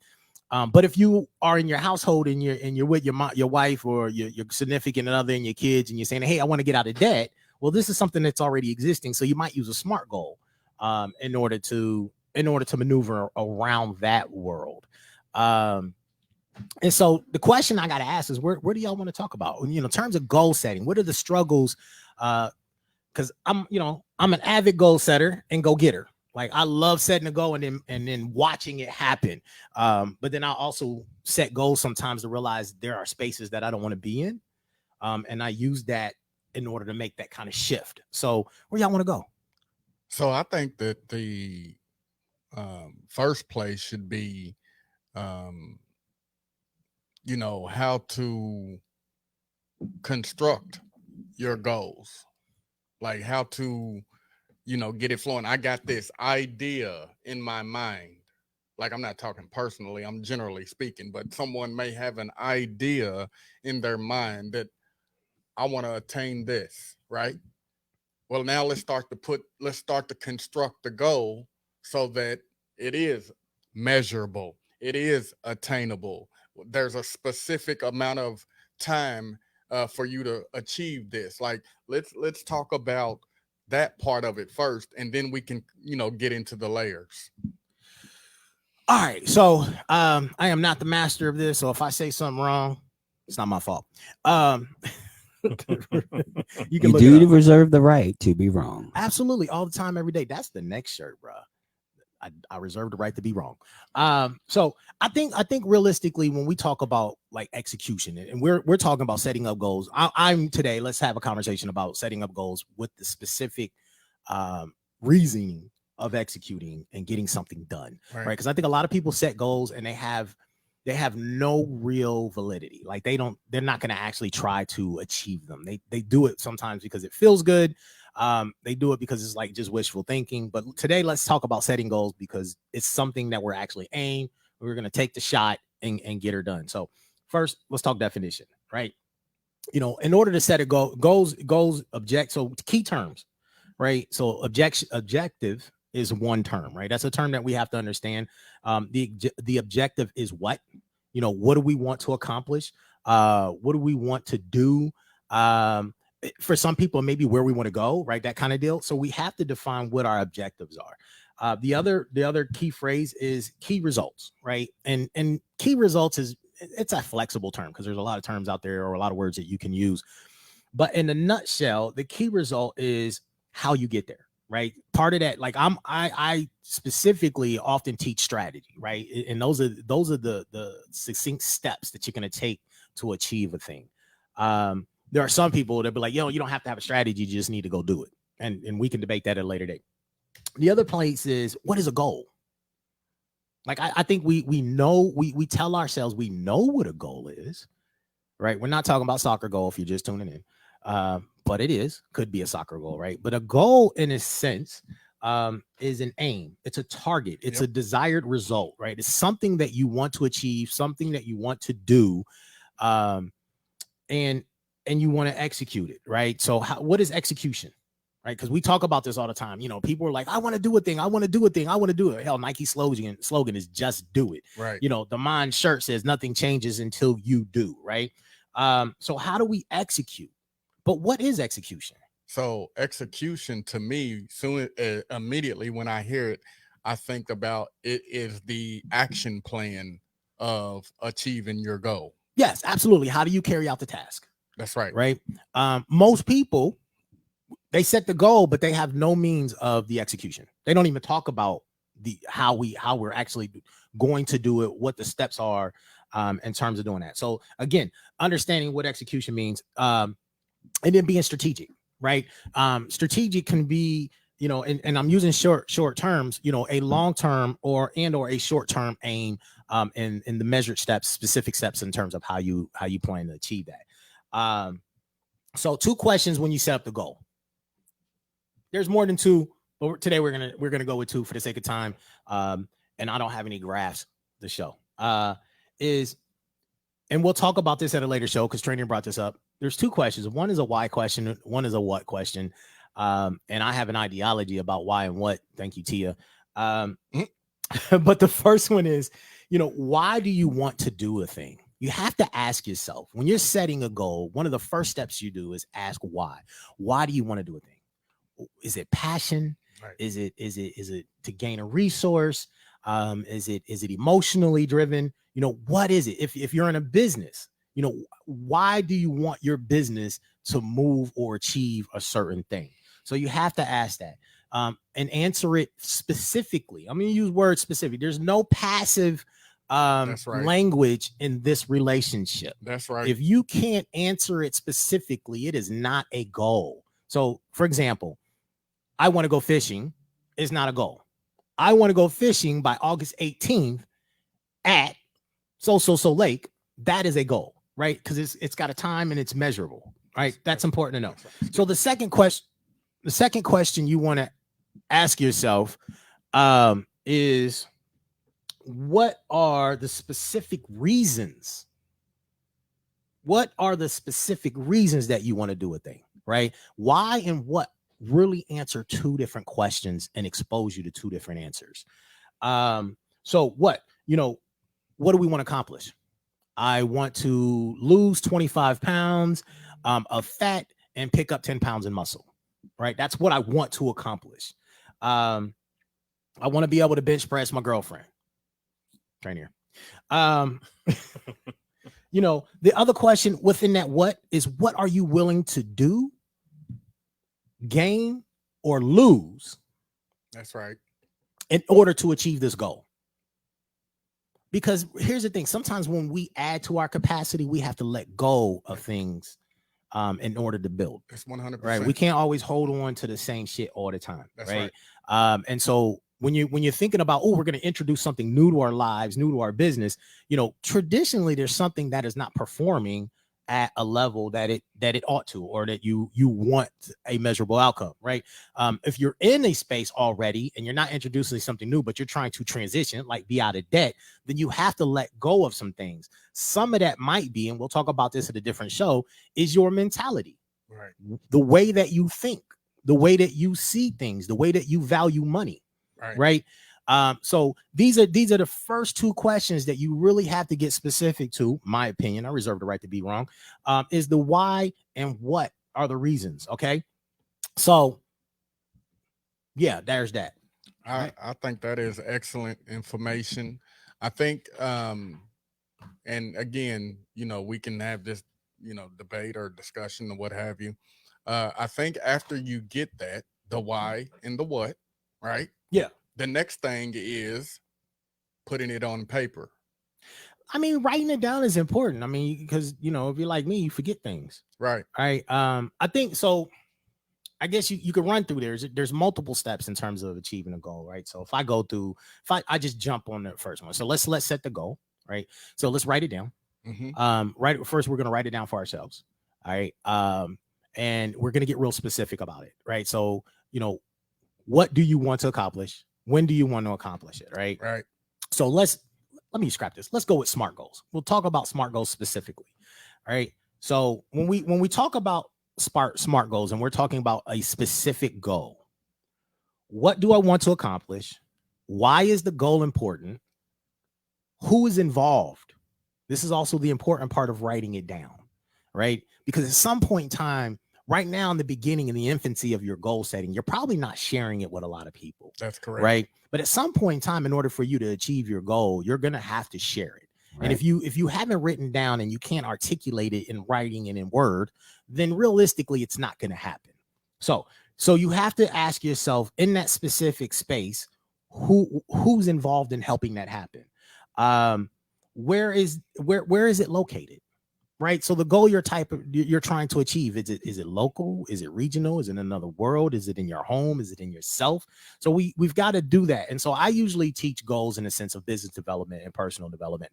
But however, I use goals in my house and I use them in the same way and interchangeably. And what is your resolve or your limit? Like, what is it going to take specifically? What is it going to take for you to achieve it? These are the things that you have to ask yourself if you're using the SMART goal, ideology, right? So the first thing is be specific. The second thing is it has to be measurable, right? There's got to be a ruler. There's got to be a yardstick. to how you're achieving it. Because really what we're saying, once we start with the goal, then we have to define success, right? And success is something that we can measure, right? So measurable, right? What's the track? What's the motivation? What's the progress? Really? So how long is it going to take? How many people is it going to be required? How much are you going to gain? How many units? So let's say you got a retail store right now, COVID-19, you probably went online. And your first goal was to launch the retail store. That was your first goal, right? Your step in launching your retail store was probably to find hosting, make sure you secured X amount of product, and then went live, right? So those are the objectives of the goal to make sure it happened. So boom, that happened. Well, now you're in a phase of saying, okay, you look, our retail store has been live for 90 days, 120 days, and maybe we did $10,000 in the first week. That was great if you did that. And you're saying, ooh, now we want to increase sales. Right? That's measurable. Well, so increasing sales is not measurable, but increasing sales by 20%, that's something you can measure. Right. Saying I want to sell a dozen t-shirts more than when we've been selling, that's measurable. Or a 20% increase of something, that's measurable, right? If your goal is to get out of debt, right? The example of a measurable tool of getting out of debt is saying, okay, I am $10,000 in debt. Right. And I would like to be out of debt within 6 months, which means that you're going to dissolve $10,000 in 6 months. Right. That's a measurable piece. You can look at that. Right. Okay. So the other piece is it achievable? Like, I believe in lofty goals. I know some people, I don't think you should set a goal that you can accomplish. If you wake up in the morning and you be like, I can brush my teeth, that is not a goal. Right. Now, if you don't have no arms, talk that talk. Right, and you just lost your arms and now you got to brush your teeth with your feet. Well, that's a hell of a goal. Yeah. Real talk, right? I saw this dude on YouTube the other day, man, playing video game, gangster with his feet. Just floored me, but that's another topic. I got a story about that. So, you know what I mean? So you got to make sure that your goals, one, are achievable, but two, don't set a goal that you can easily do, because you're not building capacity at that point, right? We got to stress test ourselves. But fact of it is, let me say this too, to that point. We had this conversation before, and I told you that Michelangelo said the greater danger for most of us is not that we set our aim too high and miss. It's that we set our aim too low and actually hit. Right. Yeah, true story. I mean, real talk, like, I'm going to go get an M&M, right, when you could have got the bag. Right. Simple goals. Right. I'm gonna make $1 instead of going after 10,000. That's right. Right. I'm gonna go after 10. I'm gonna go after 10,000 when I know I'm capable of going after 1 million. Right. Right. And so if we think small, we win small. That's right. Yeah, that sucks. Let's think big, and I'd rather think super big and get to the medium, but that's either way. So make sure it's achievable, right? The thing about it being achievable is it realistic? So a lot of times we go after unrealistic goals. Give you an example. If you just started a business, and we're going to talk about the mom and pop business who probably started their business under $10,000 in total capital, right? They don't have a lot of cash. They just open up this thing, right? It's unrealistic for them to believe that they're going to do $1 million in their first year. It's just unrealistic. They've never done it, right? It's possible, but it's not probable, right? So setting realistic, achievable goals. So the first achievable goal based on that might say, oh, we can do $100,000 this year. That may be actually achievable, right? And then once you hit the 100 grand and you've got a track record and you've learned a thing, now you can come back and say, okay, what's our next growth capacity? What is our next achievable position? Understanding what your constraints are, right? So there are things that are in power or in place that can naturally stop you from doing a thing or at least get in the way, right? Mm-hmm. So hypothetically, let's say you work for a company, you're underpaid, you're disappointed, and you want a raise, right? So the thing that might be in your way is your boss. So it's hard to say, I want to get a raise when you got to contend with somebody who hates you. Right. And you haven't built a great relationship with to get there, or you don't know how to negotiate. Right. So that also can be a challenge that's in front of you, is that, oh, I want to achieve these things. You got it specific, it's measurable, but the achievable issue here is you. All right. Right. Because you haven't gained the skill necessary to move yourself forward. So again, you might have goals inside of goals, if that makes sense. Right. Mm-hmm. So an achievable position. The other piece is it relevant? And I think I kind of, you tapped into that a little bit, right? What's the value? If you're a business, setting a goal that is not in the direction of your business, there's no value in it. Right. You're actually going to dissolve your position. If you are, here's a good one. If you have little actual debt, and you say, hey, we want to buy a thing for the house, right? But you don't have any debt, and then you're going to go put $20,000 on your credit card during COVID-19. That's not real relevant, right? To the thing, because you're about to build debt during a period where you probably can't pay it back, right? So you got to make sure that your goals are relevant and that they have true value to the position and the direction that you're going in. So there's that. And then the last one, realistically, is it time? Is it timeable, right? When is it going to happen? Like, it's going to happen in 6 months. It's going to happen in 8 months. It's going to happen in 13 months. So when you think about that in that relationship, short-term versus long-term goals, right? So your big picture may have a variety of short-term goals, like quarterly goals if you're a business, or even maybe for your household. Right. And that's going to lead you to your big dream or your big picture. But in a nutshell, this is in a quick, skinny, fast way to introduce setting goals, right? The next point of that is legitimately waking up every day and executing it. That's right. Right. That's right. Because if you don't do that, then what's the point? What's the point of saying, hey, I want to do a thing? All right. Right. Podcasts. Let's talk about podcasts for a second, right? We wake up one day and say, hey, I want to do a thing. Damon hit me up last year, anniversary, and said, hey, July, we want to do a thing. I want to do a podcast. I don't know where to go. Don't know how to get there. Yada, yada, yada. Right. I mean, you can talk about your process specifically in terms of how do you get to your 1 year anniversary of Damon Does, right? That's execution of goals. That's right. Right. And I'm gonna be honest, I think his goal was really high in comparison to where he was, because my man had a cell phone and a handheld recorder. Real talk, right? And I'm thinking, oh shit, he is not launching a podcast with a cell phone and a handheld recorder. Well, I was wrong. And he did. And now we're sitting here with rolled equipment and cool ass mics, streaming on Facebook about how we get there and do a thing. And now he's got 3 podcasts, right, that he's launching. And within those goals, he's got there's some other measurable things that you can look at. Right. I'm gonna ask, so I'm gonna guess, and then I'm gonna ask, or you just butt in. Whatever. So measurable components of having a podcast and measuring the success of that podcast is what? Downloads? What is it? It would be downloads, listeners, that kind of thing. Yeah. All right. So you're measuring. So when you say, hey, I want to launch this podcast, I want to have the top podcast in the country. Okay. So how do you compare that? And the success rate is downloads. So I want 1,000 downloads per show per day, or 10,000 downloads per show per day, or we want to have 20,000 viewers on our Facebook or YouTube, right? These are measurable pieces and places that you want to be in, right? And so in order for you to do that, then you have to discuss how you get the 1,000 downloads, right? How do you get to 1,000 viewers? Right. Because there's going to be action steps. There are additional things that you have to do to get there. Going back to Tranere's piece in terms of writing it down, at some point in time, when you put all this together, you're going to have a team. No goal. I don't care who you are. There are rarely any goals that anybody can do by themselves. Right. So you have to have a team, even if your second person is just the person who's pushing you along.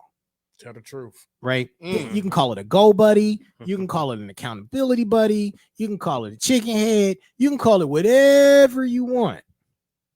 Jake Harlow was your boy's go buddy, because their goal was to get to Magic City, get to some chicken and wings. This guy. I can't. Jack Harlow, my fault. He dropped the ball because he told. But I'm just saying, Mommy's now ungrounded. They then grounded them both. But the point I'm making. I want to jump right there before you can finish.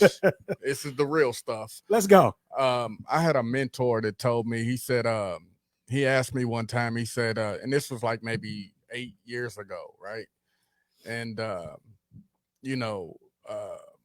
he said, you got goals? And I was like, yeah, of course I do. He said, you got them wrote down? No. Right. And he's like, it's just a wish. Yeah. He says, it's just a wish. It's not a goal. You ain't got nothing wrote down. It's just a wish. True story. So, fast forward a year later, after that, and I'm talking with I'm hanging out with Pat Mokler, my guy. What it do? And Pat's taking me around different business circles. We're doing some stuff, and I heard a young lady say that she walks around every day with her goals. They wrote down, and so when she has challenging moments throughout the day, she just looks at her goals and reminds herself of the what and the why. True story. You dig? And so ever since I heard her say that, shout out to Tasha Eisinger, she knows who she is. But ever since I heard her say that, I go everywhere with my goals in my pocket. So let me ask you this. All right, so dope. You got to write it down, right? You do, because you got to be able to share it. Because there are people to help you execute it. 100%. All right. So how often do you go to those goals and say, "This is what we achieved"? Now that's a different conversation, right? Because you talked about it earlier. Execution, which is the action steps. Yes, a goal, it means nothing if you're not willing to work toward it. That's right. Right. So that's the thing. Yep. Put it in your pocket. Great. Nah, put it on the wall. Right. Take it out your pocket. Absolutely. Write it down so that you can see it. That's and right. You're forced to look at it every day. That's right. If you really want to execute it. If you don't want to execute it, then do what you've been doing. Right. Right. But the reality of it is that if you actually want to execute your goal, right, then you have to have measured steps that you achieve on a daily basis. That's right. In order to reach it. But then you have to go back and review it. Right. To say what we have accomplished. What have we done? What have we actually completed? So if our goal podcast is to get to 1,000 downloads, and if you wake up tomorrow and you look and you've been running for 30 days and you're only at 64, well, there's a flaw in your execution plan. Right. Or you're not working toward your goal. That's right. Right. As if you're a team, you're a small business, if you are thinking about creating a business, whatever that is, same thing here. How are you reaching those measures? Are you reaching the success? Right. We only set goals because we want to be successful at something. Right. Right. Whatever it is. Right. If you ain't measuring it, if you're not going back and reviewing it on a weekly, daily basis. So when I was in retail, one of the things we used to do is every night you had to look at your sales. Right. Because we had a sales goal. Right. Right. Maybe if you were $1 million store, your sales goal for the day was 10 grand. Right. You have to look at that every day, regardless of whether you sold something. You can't say, well, we didn't sell anything, so I'm not going to look. Bullshit. You have to look at it and know unequivocally that you didn't sell anything. And then ask yourself, what was the cause? What were the reasons behind that you didn't sell anything? If your online store is not moving in the direction that you want it to move in, what's keeping it from moving? Right. If you're not reaching the goal, what's in the way? Is that one of those? Think about what you were thinking about when effort was low. Nah, I don't know that. Nah, I don't even know what the fuck that means. He said, think about what you're thinking about when effort was low. Think about that for a minute. You know what that is. So you know what? Yeah. So okay, here's the deal. That's so performance. I'll use retail as an example, right? Well, we can use sports for an example. So if you go in a retail store and 100 people walk through your front door and you don't sell anything, you didn't take advantage of the opportunity of 100 people walking through your front door. Facts. You allowed people to walk in without actually engaging them. So think about what you were thinking about when them 100 people came in there and your effort was low. Yeah, you was on your cell phone bullshit. Gotcha. Right. Okay, here it is. We want to eradicate racism. There are a whole bunch of people sitting at the couch at home. They bitching and moaning and they complaining, but they ain't hitting the streets. They ain't writing their letters. They ain't writing their senator. They ain't made no phone calls. They're not even in the process of connecting with people to eradicate the very thing that they want to get rid of. Right. Right. So, there it is. You can't execute. Exactly. Right. So, yeah, I mean, real talk. So, yes, you're true story. So you've got to look at what your efforts are behind it. Right. Exactly. Even on the slow days, because sometimes it's not about you. Sometimes it's about timing. Yep. Right. Time is relative, because I think anybody can do anything within the time frame if you do the work. Right. But if you're not looking at it every single day, you ain't doing the work. Then you have no idea that it might be related to timing. It might be related to just you. Yeah. It might be related to, you should have went left instead of right. Yeah, exactly. Or maybe you should have stayed straight. And the only way you find those things out is by looking every day. Absolutely. So you look every day, or at least weekly, once a week. Yep. Right. And then you probably should, if you're at a high level, right, high level goal, maybe you're looking at it quarterly. Right. So you got a weekly look, a quarterly look, and then you have an annual look. Right. Depending on what the term is. Right. Absolutely.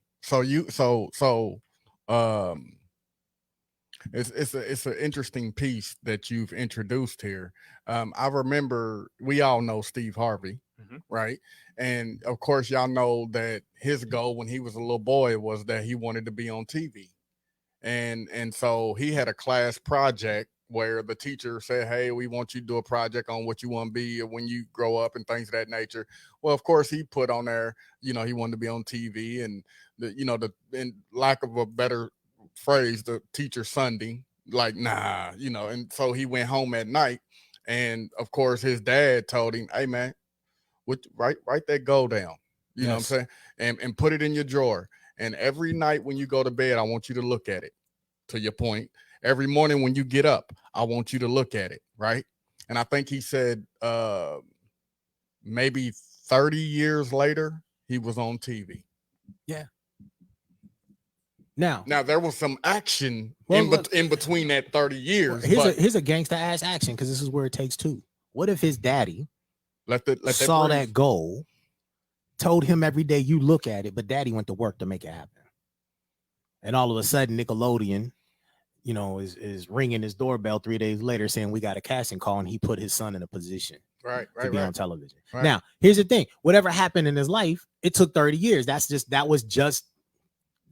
measurable time that it took, right? But he did everything he had to do in order to get there. Right. Absolutely. Right? And so you have to work on those goals every day. You want to be the best at something, you got to wake up every day and work toward being the best of it.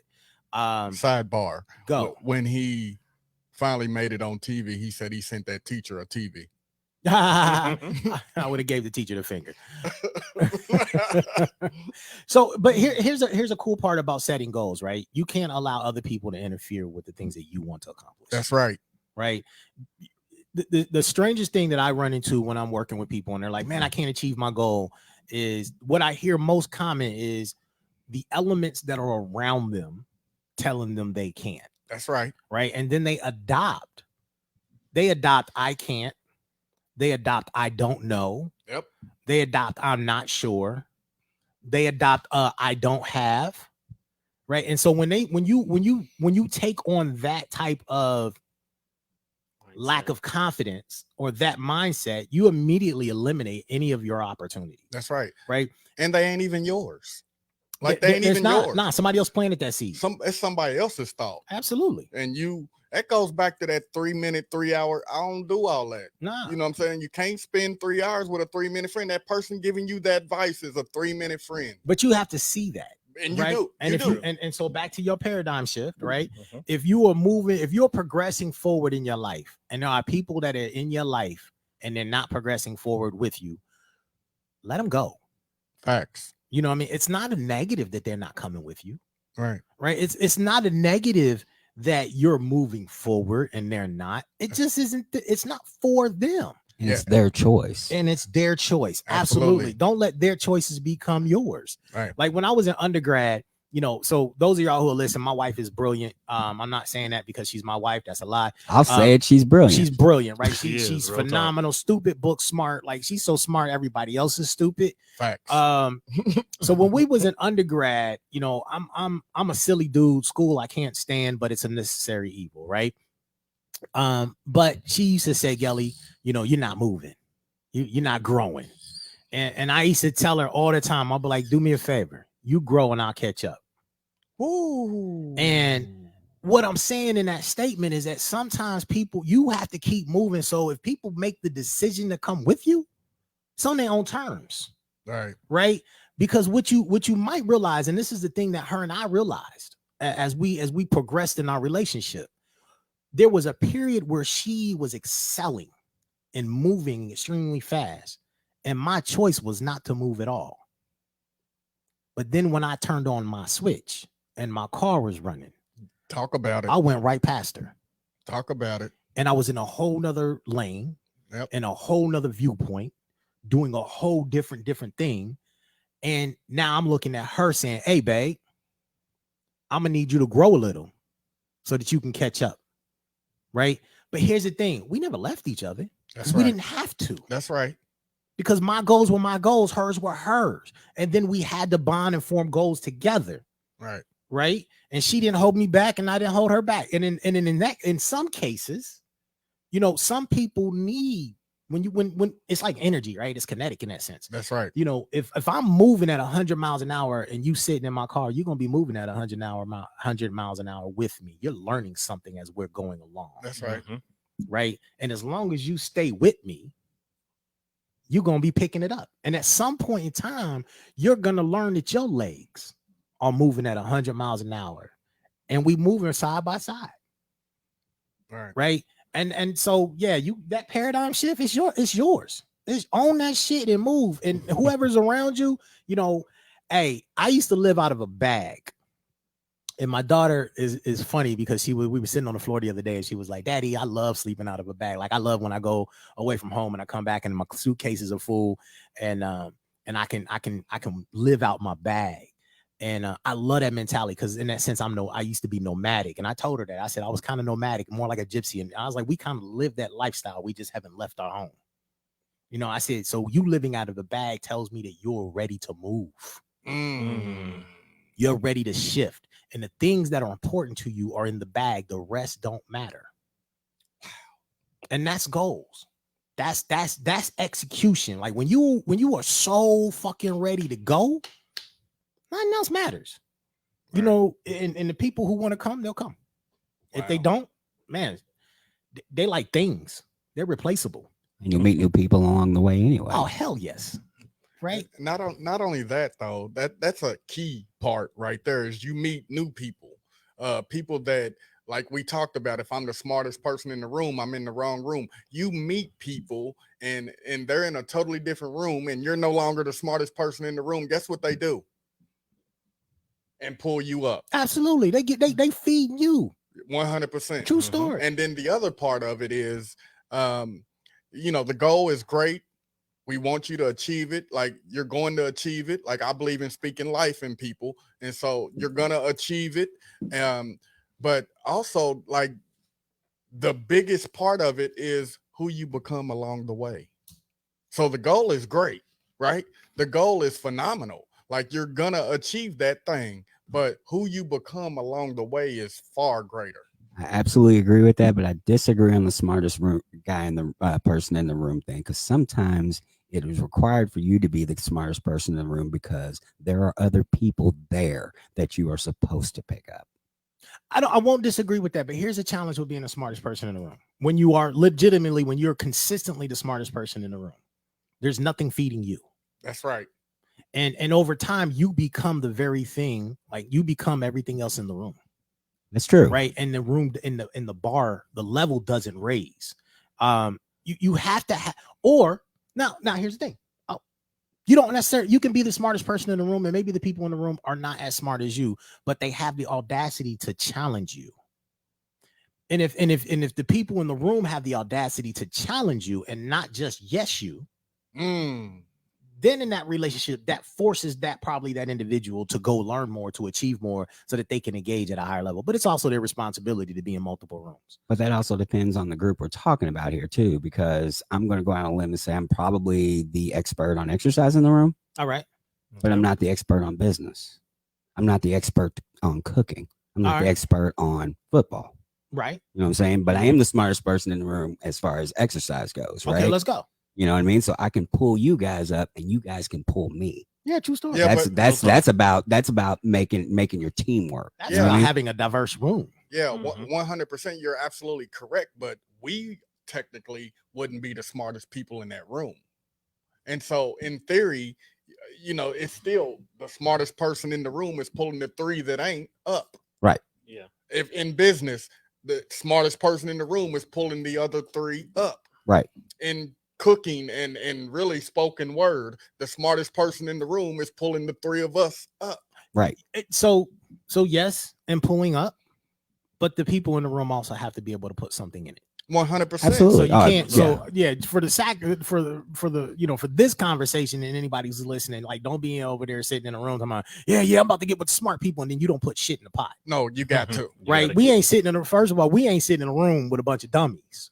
Facts. right? And so when you sit in a room with a bunch of fools and dummies, then this is a serious conversation, right? If you the dumbest person in the room and you the smartest person in the room, that's scary.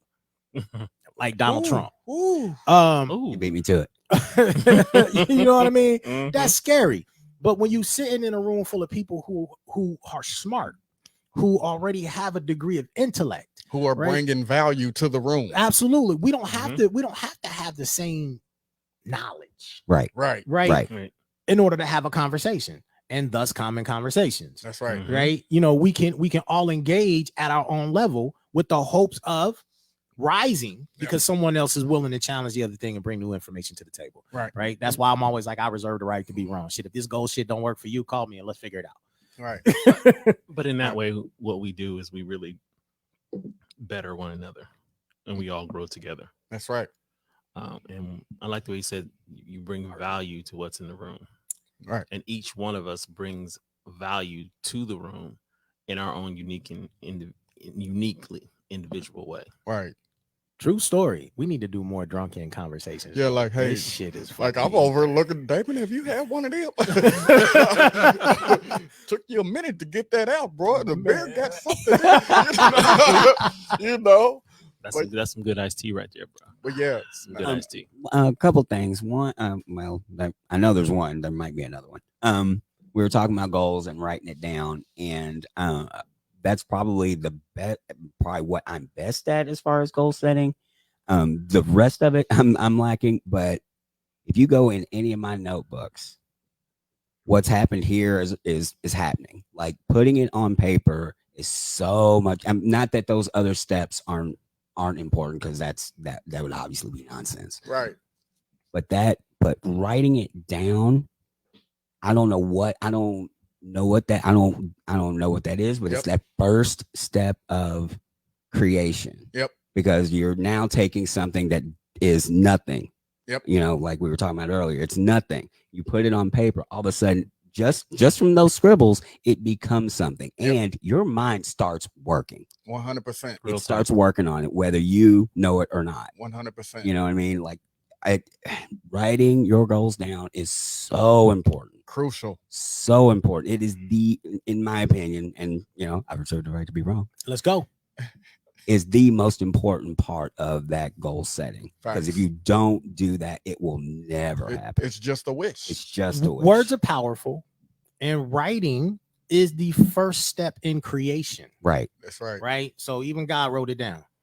Real talk. Facts. It puts me in the mindset of like when I was cooking for tonight and doing the recipe even for the tea. One of the things that in writing the recipe down as I'm making it, it enables me to see where I need to adjust, to bring out different levels of what I'm trying to accomplish.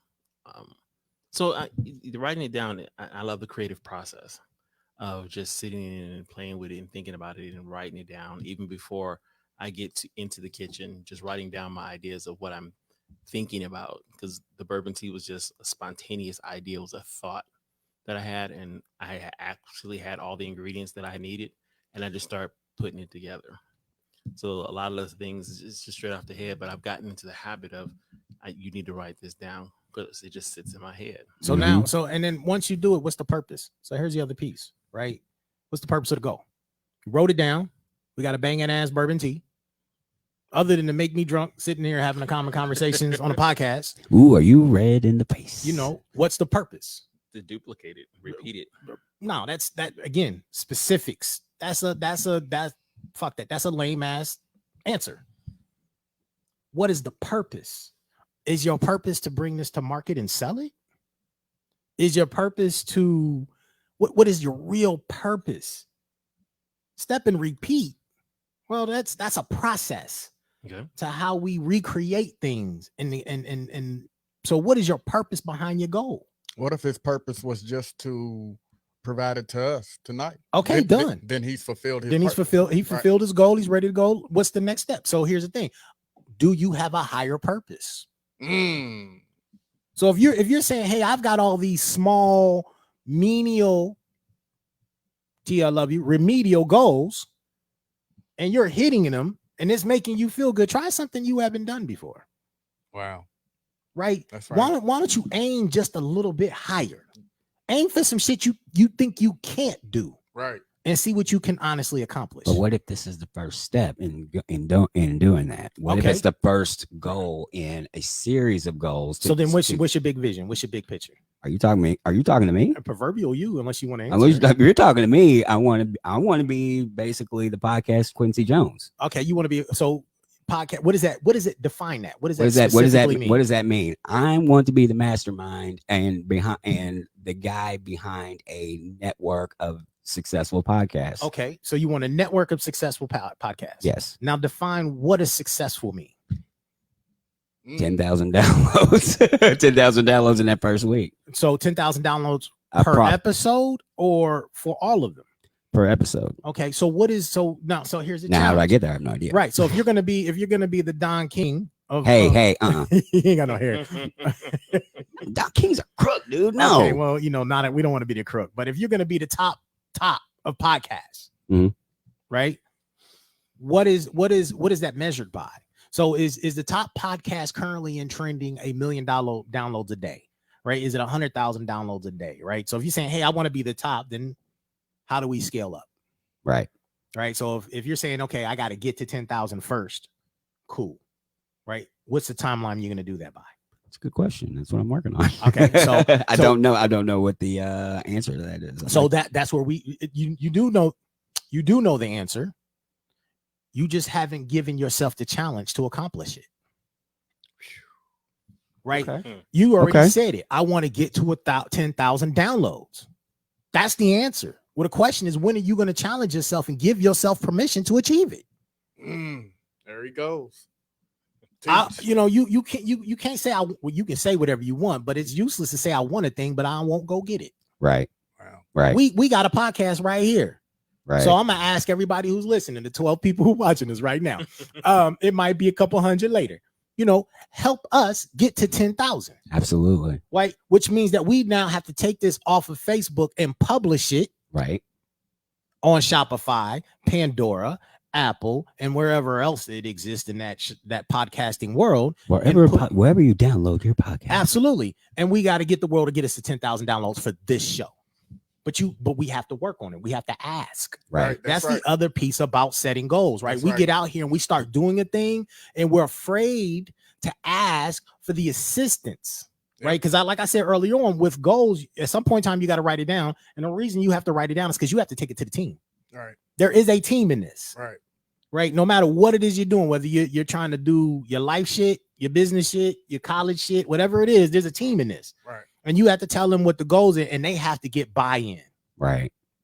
Right. Mm-hmm. So they buy into your vision to help you achieve your goals. That's right. Right. It may be as simple as calling you once a week to say, are you done yet? So like Damon, when you going to finish this cookbook? Right. We have a goal. Right. Tranere, when are you going to start your 5 to 7 minute segments on traineering? Right. We already set the goal. We already know what we want to achieve. Right. Right. So Damon already started his. So Damon started his goals and said, hey, I want to build this podcast. Damon does. Boom. Right. I want to do this podcast. Well, we didn't plan to do Common Conversations, the Odd Fellas, but here it is. Boom. Yep. Right. We didn't, maybe he planned or didn't plan to do the podcast. Was it Different World? Different World, same day. Yeah. Different World, same day. Maybe that was part of the plan. Maybe it wasn't when he started, but boom, here it is. So now he has 3 podcasts. That's right. Right. That he's helping direct or is directing or is the direct host of, yada, yada, yada. So now where's the layer of the goals that gets him to the next level? Because now we have the thing. Right. The ball is rolling. Now the question is, where's the bus going?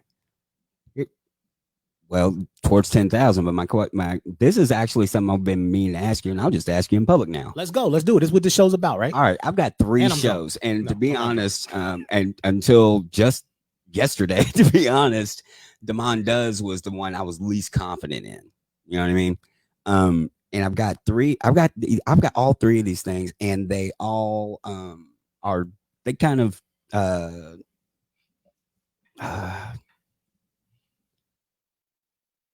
just farted. Brain just farted.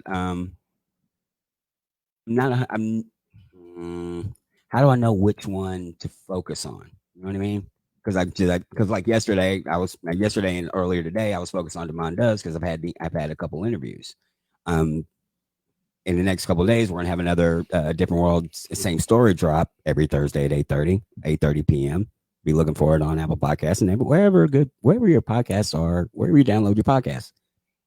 In my pants. But let's go. That's gross. But there's plenty of room there. Anyway, you're an ass. Yeah, let's go. This is what you get for interrupting. I know Magic City. Wow. Now there's less room. Anyway, That guy. Right. That guy. Calm down, fish and chips. I'm just saying, we was going to get wings, Jack Harlow. So there's I can't I'm stand gonna be in this dude. so much trouble. Oh my goodness. Them wings. That's right. They kind of rotate around as in which is the priority, and sometimes I wonder if I've taken on too much. But again, I've already said it. This is kind of a thing that I do. So okay, yes. So part of when you can saturate yourself, right? Right. No one person should be doing too much. I recommend that if you're working on a set of goals, it shouldn't be more than 2. And honestly, they should align with what you're already doing. Right. That's that value position. That's is it relevant? Right. Because that's going to dictate. Now, the other part is having a team. If you have a team, having the right team is extremely important. Right. Because now you can assign people things that have to be accomplished along the way. And when if they execute, if the team executes, then you're getting there, right? And in that relationship, the individual is not taking on too much. Gotcha. So yeah, I personally now, and I'm a multitask ass dummy, real talk all day. I will try to do too many things too often and accomplish very little. But I'm busy as hell. I want y'all to hear that. I can try to do too much, be busy as hell, and accomplish very little because the individual is doing too much, right? So if you focus on the 2 things and you're driving forward, boom. And sometimes we're also pushing the envelope, right? We'll push the envelope on something, and we are time-wise, we are ahead of where we actually should be. So think about that as you're processing your goals, what you're doing. You know, does one come before the other? Do you really have to do both of them at the same time? Right? Sometimes things have to happen simultaneously, but not often. Right? Something else about goals, right? So goals and commitments. Here's the thing. Part of the challenge that people run into by not achieving their goals or getting other people to buy in, and this came from Angel, who put it on the Facebook, is that they don't believe in it themselves. That's right. And that's epic to execution. That goes beyond just goals. That's right. Right. So if you go before an investor, and I'm gonna speak specifically to business, and I'll give maybe 2 other examples after this.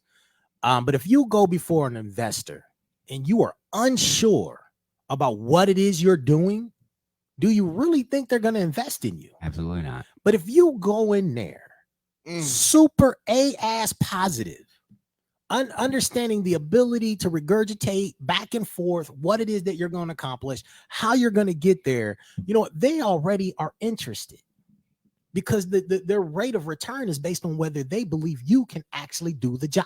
That's right. Right. Goal is no different. If I'm married and my wife does not believe that whatever I'm telling her is possible, she's not going to buy into it. That's right. T is going to look at me like, yeah, I know you can do anything, but you didn't sound like it. That's right. Your energy got to be fly. Right. And she'll tell you she ain't going to tell you because she's my wife, but real talk, she can tell me anytime I step into something and she'd be like, Gelly, you ain't feeling it. And I'd be like, how you know? She said, because I know you. And if you want to get it done, it'd be done already. So yeah, it might be a goal, but it ain't that important to you. That's right. It ain't something you really want to do. That's right. Respect. I don't ever want to go back to work for anybody. So when I run out of money, I get the hustling. Real talk. That's one thing she knows true to be about me. Right? Is that no matter what, my goal is never to actually have to work directly for somebody, which means I'm always going to hustle. Boom. Right. But if she ever sees me in the middle of that hustle and I ain't feeling it, she gonna be like, yo, this ain't what you want to do. We need to pivot. Absolutely. Say it again. Pivot. We need to do what? Pivot. We need to do how? Pivot. Absolutely. Boom. Because the goal we working on it has no value. Right. And the team got to buy in. Even in my business, my wife is not part of my business, but she's a part of my life, which means she has to buy in. That's right. If I'm going to risk it all on a goal and objective, she got to be like, okay, yeah, I believe you're going to make this happen. Go do your thing. Right. And then she going to look at, she'll pack the bag because we might be living out of them. That's right. That's right. You know what I mean? So yeah, you have to be so committed to yourself. Like you got to believe in you no matter what we're going to do in this world. That's right. Right. The goal starts with you. So anybody who out there saying they want to do a thing and you don't believe in yourself, I need you to spend, I don't need you to do anything. You might need to do some things, but I want you to spend some time developing a strong belief in yourself. That's right. Right. I want you to really look at your habits. Right. If you smoke weed, I got nothing against you smoking weed. Douse it up for me too, because I wish I could. You know what I mean? But if you smoke weed so much that it stops you from moving forward, cut back 10%. If you drink alcohol so much, talk about it, that it stops you from moving, then cut back 10%. Right. If you play video games so much, I'm telling you, because I'm a video game. Right now, I ain't played games in 30 days, man. And it's driving me nuts. I got a PlayStation console right on my desk. Right. I don't even turn it on right now because it's not part of my process. It ain't part of my goals. It's not going to help me achieve what it is I want to achieve, which means that I got to cut out the garbage, the baggage. I got to get rid of the noise so that I can work toward every day the execution of what I want to achieve. Right. So that's all I'm saying. Hey, that's the first. So we're going to do a series. Of conversations like this for the next, how many shows? 5, 6, 7, the next 8. 5 or 6, 7, 8 shows. So our shows will focus on what we do to move. Yep. Right. And achieve. So I'm gonna be super excited. So if you're listening and you're on Facebook, send us some ideas. We can talk about it. We're not experts in everything, but we are experts in our lane.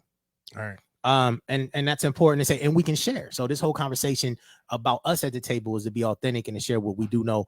And then maybe, y'all could walk away with something. I think that, so I want to say this too, as we are moving forward, because the fellas didn't know, actually we partially had a conversation, but Damon doesn't know, that if we're going to move the conversation to a let's get developed, let's move forward, type of conversation over the next several episodes, they each have to do a thing. Yep. Right. Yep. So the conversation was, I didn't want to do this because this is what I get paid to do. Right. And in my head, I was like, I'm not getting paid to spend time having this conversation. So I had to get out my own way. Thank you, Brittany. And I had to get out my own head and say, Gelly, this is your thing. Do the damn thing. Let it go. So I said, cool. But you know what? We're going to challenge the fellas too, since they want to challenge me. So I appreciate the challenge. Thank you. And bringing this to the table. Because right. We're going to do the damn thing over the next couple episodes. Cool. All right. But here's the thing. And we got to, and so all my listeners, our listeners and viewers, I want y'all to help me hold them accountable. Yep. All right. So we're going to start with Tranere. Hey. I need a date and a time when we're going to start recording your 5 to 7 minute segments on traineering. Okay, no problem. So Saturday at 1 o'clock. I'm gonna give you some leeway. You got till next show to put a date and stamp on it, and then we'll do that. Okay, done. But let me. Okay, but we can start Saturday at 1 o'clock. But I know you might not be ready. You might have to do some writing. No, I'm ready. Oh, you ready? Like I'm always ready. He said his stuff is in the trash can. Let's go. I told you before, Superman don't go nowhere without his cape. Okay, Trojan, let's go. All you got to do is give me a date and time, and I can rock. All right, so you're going to start recording on Saturdays. Yeah, all right, no problem. All right, so we're going to lock that in. People, y'all got that. Tranere is going to start on Saturdays, and we're going to do 5 to 7 minutes. 8 episodes, 5 to 7 minutes. Yeah, no problem. But I got mine for the night, too, just so we clear. Oh, ready? All right, let's go. All right, Damon. We've been having this conversation about cookbook, cooking, chefing, pastrying. Is that a verb? I don't know what they are. We just made them shits up. Let's go. It works. You have to do a 5 to 7 minute segment on how to prepare healthy meals during COVID-19. See, what y'all don't know, because I'm airing Damon's dirty laundry, is that he's also working on losing weight. And you can't lose weight eating the same shit you always eat. And when you a chef and you cooking the beautiful things that people like to eat, well, sometimes you can't eat that. Or you learn how to adapt because you live a block away from an amazing cook who has lost over 50 pounds. Boom. You don't have an excuse. Matter of fact, you can walk there and get a little exercise too. I'm not gonna. That's a good point. We can walk to you and get some exercise and walk back. So here's the thing. You got to put a time and date to when we're gonna do this COVID-19 pandemic healthy eating book, right? Because you can change your recipe so that they still savory, they still artful, and we can do the damn thing. So you can be like Tranere and be like, I'm ready, or you can exhaust and bring this to the table next Wednesday when we talk to the good people. All right, sounds like a plan. All right, no, it's not a plan. It's action. It's action. So these action steps. Just so I'm clear, we recording this Saturday or next Saturday? I gotta look at my schedule to see what time I can record Saturday. Cool, but yes. So I might have to train a QB but we'll get it done Saturday if you say Saturday. All right, done. You know what I'm saying? Demond. Yes. Yeah, man. Yeah, man. Yeah, man. What? All right. Okay. Let's go. Right on. Here we going. Cool. This is what we do. 5 to 7 minute segment, right? So what y'all don't know, and you probably do because if you listen enough, we said it enough. Demond has 3 shows. That's right. On his belt. Now we're not going to disclose where they are or are not in the progression of the download world. All right. However, what Demond's going to do for us is 5 to 7 minute segment on how he built and is building with authentic numbers the podcast. Wow. Okay. Yeah. There's no. Wow, you gave me the hardest one. Absolutely. Absolutely. What the? Because this shit was your idea. That's what I get. Okay. And we did put the challenge to him first. That's fair. You throw me in a hot seat, so we all gonna. But you know what? This is about us progressing. That's right. And us sharing. That's right. And if we're gonna do a thing, it only makes us better. Absolutely. Right. And I believe that if there's a lot of people right now who launching podcasts, there's a ton of people out there trying to do a thing, man, and there are a ton of people trying to figure it out. And I don't always believe you have to listen to the person who did it 20 years ago, who's at the top of the mountain. I think sometimes the person you should listen to is the person who's in the trenches right now, working through it. Facts. Because that's the learning, right? We know what hosts work because we're using them all. We know the difference between whether we do paid memberships or we're doing a Patreon or we're building our own platform because we're in the process of doing it. And so we can advise people not what to do, but what we're doing. That's right. And then we can tell them what's working for us, right? So that's right. We're going to progress forward. We're going to rock and roll. Hopefully the folks out there that are listening to us help us get to 10,000 downloads on this show. And if we said something wrong, it's your fault. That's right. What's next? We done? We're gonna wrap it up. Wrap it up. All right, cool. Hold on. Let me get my. My bad. Oh, he said he needed to get his traineering in. Yeah, let me get my thing in. You notice how he swagged real quick, y'all, right? You know Real talk. He got that snake way. Let me get my. thing in, Mr. Magic City. Come on. Yeah, well, I've been there a few times. Fish and chips. Yeah. Fish and chips. Wow, I didn't eat anything. I'm sorry, those wings. Yeah, exactly. Hey, wings. Thank you. Don't eat nothing at the strip club. I'm just saying, man. But at least when it's busy. In this part of the segment, the last time we spoke, I said to you to forgive yourself. The first time we spoke about this, I said, be you. This time when we speak about this, I want to let you know to let go of your past. Oftentimes we wonder, what is that thing that is keeping me from going to the next level? How am I not progressing? I'm smart. I'm sharp. I got great ideas. I got things working. You're not progressing because you may be holding on to the things in your past, right? I had a mentor tell me years ago, he said, you can't reach for the stars and still hold on to the grass. So Let go of your past. Be, present in yourself today. Rock forward today. And if you do that, there's a strong chance that you will go to the next level. But the beauty of it all is you get to tell somebody else what you did. And when you tell somebody else, hey, I had it all in place, but I was still holding on to some stuff from 15 years ago. I was still holding on to all my missteps from 20 years ago, right? I was still holding on to a couple of people I had beef with. I was still holding on to some of the things that I shoulda, woulda, coulda, instead of being present. And so my message for everyone today is to let go of your past. It's okay to look back, just don't stare. All right then. AKA Gelly Gel. This is Demond, AKA Demond Does. What's up, everybody? My name is Damon. Tranere in the building. Welcome to Common Conversations with the Odd Fellas. Start it up. No topic is off the table. Superman don't go nowhere without his cape. We came together to cry, laugh, agree, and to disagree. So let's go.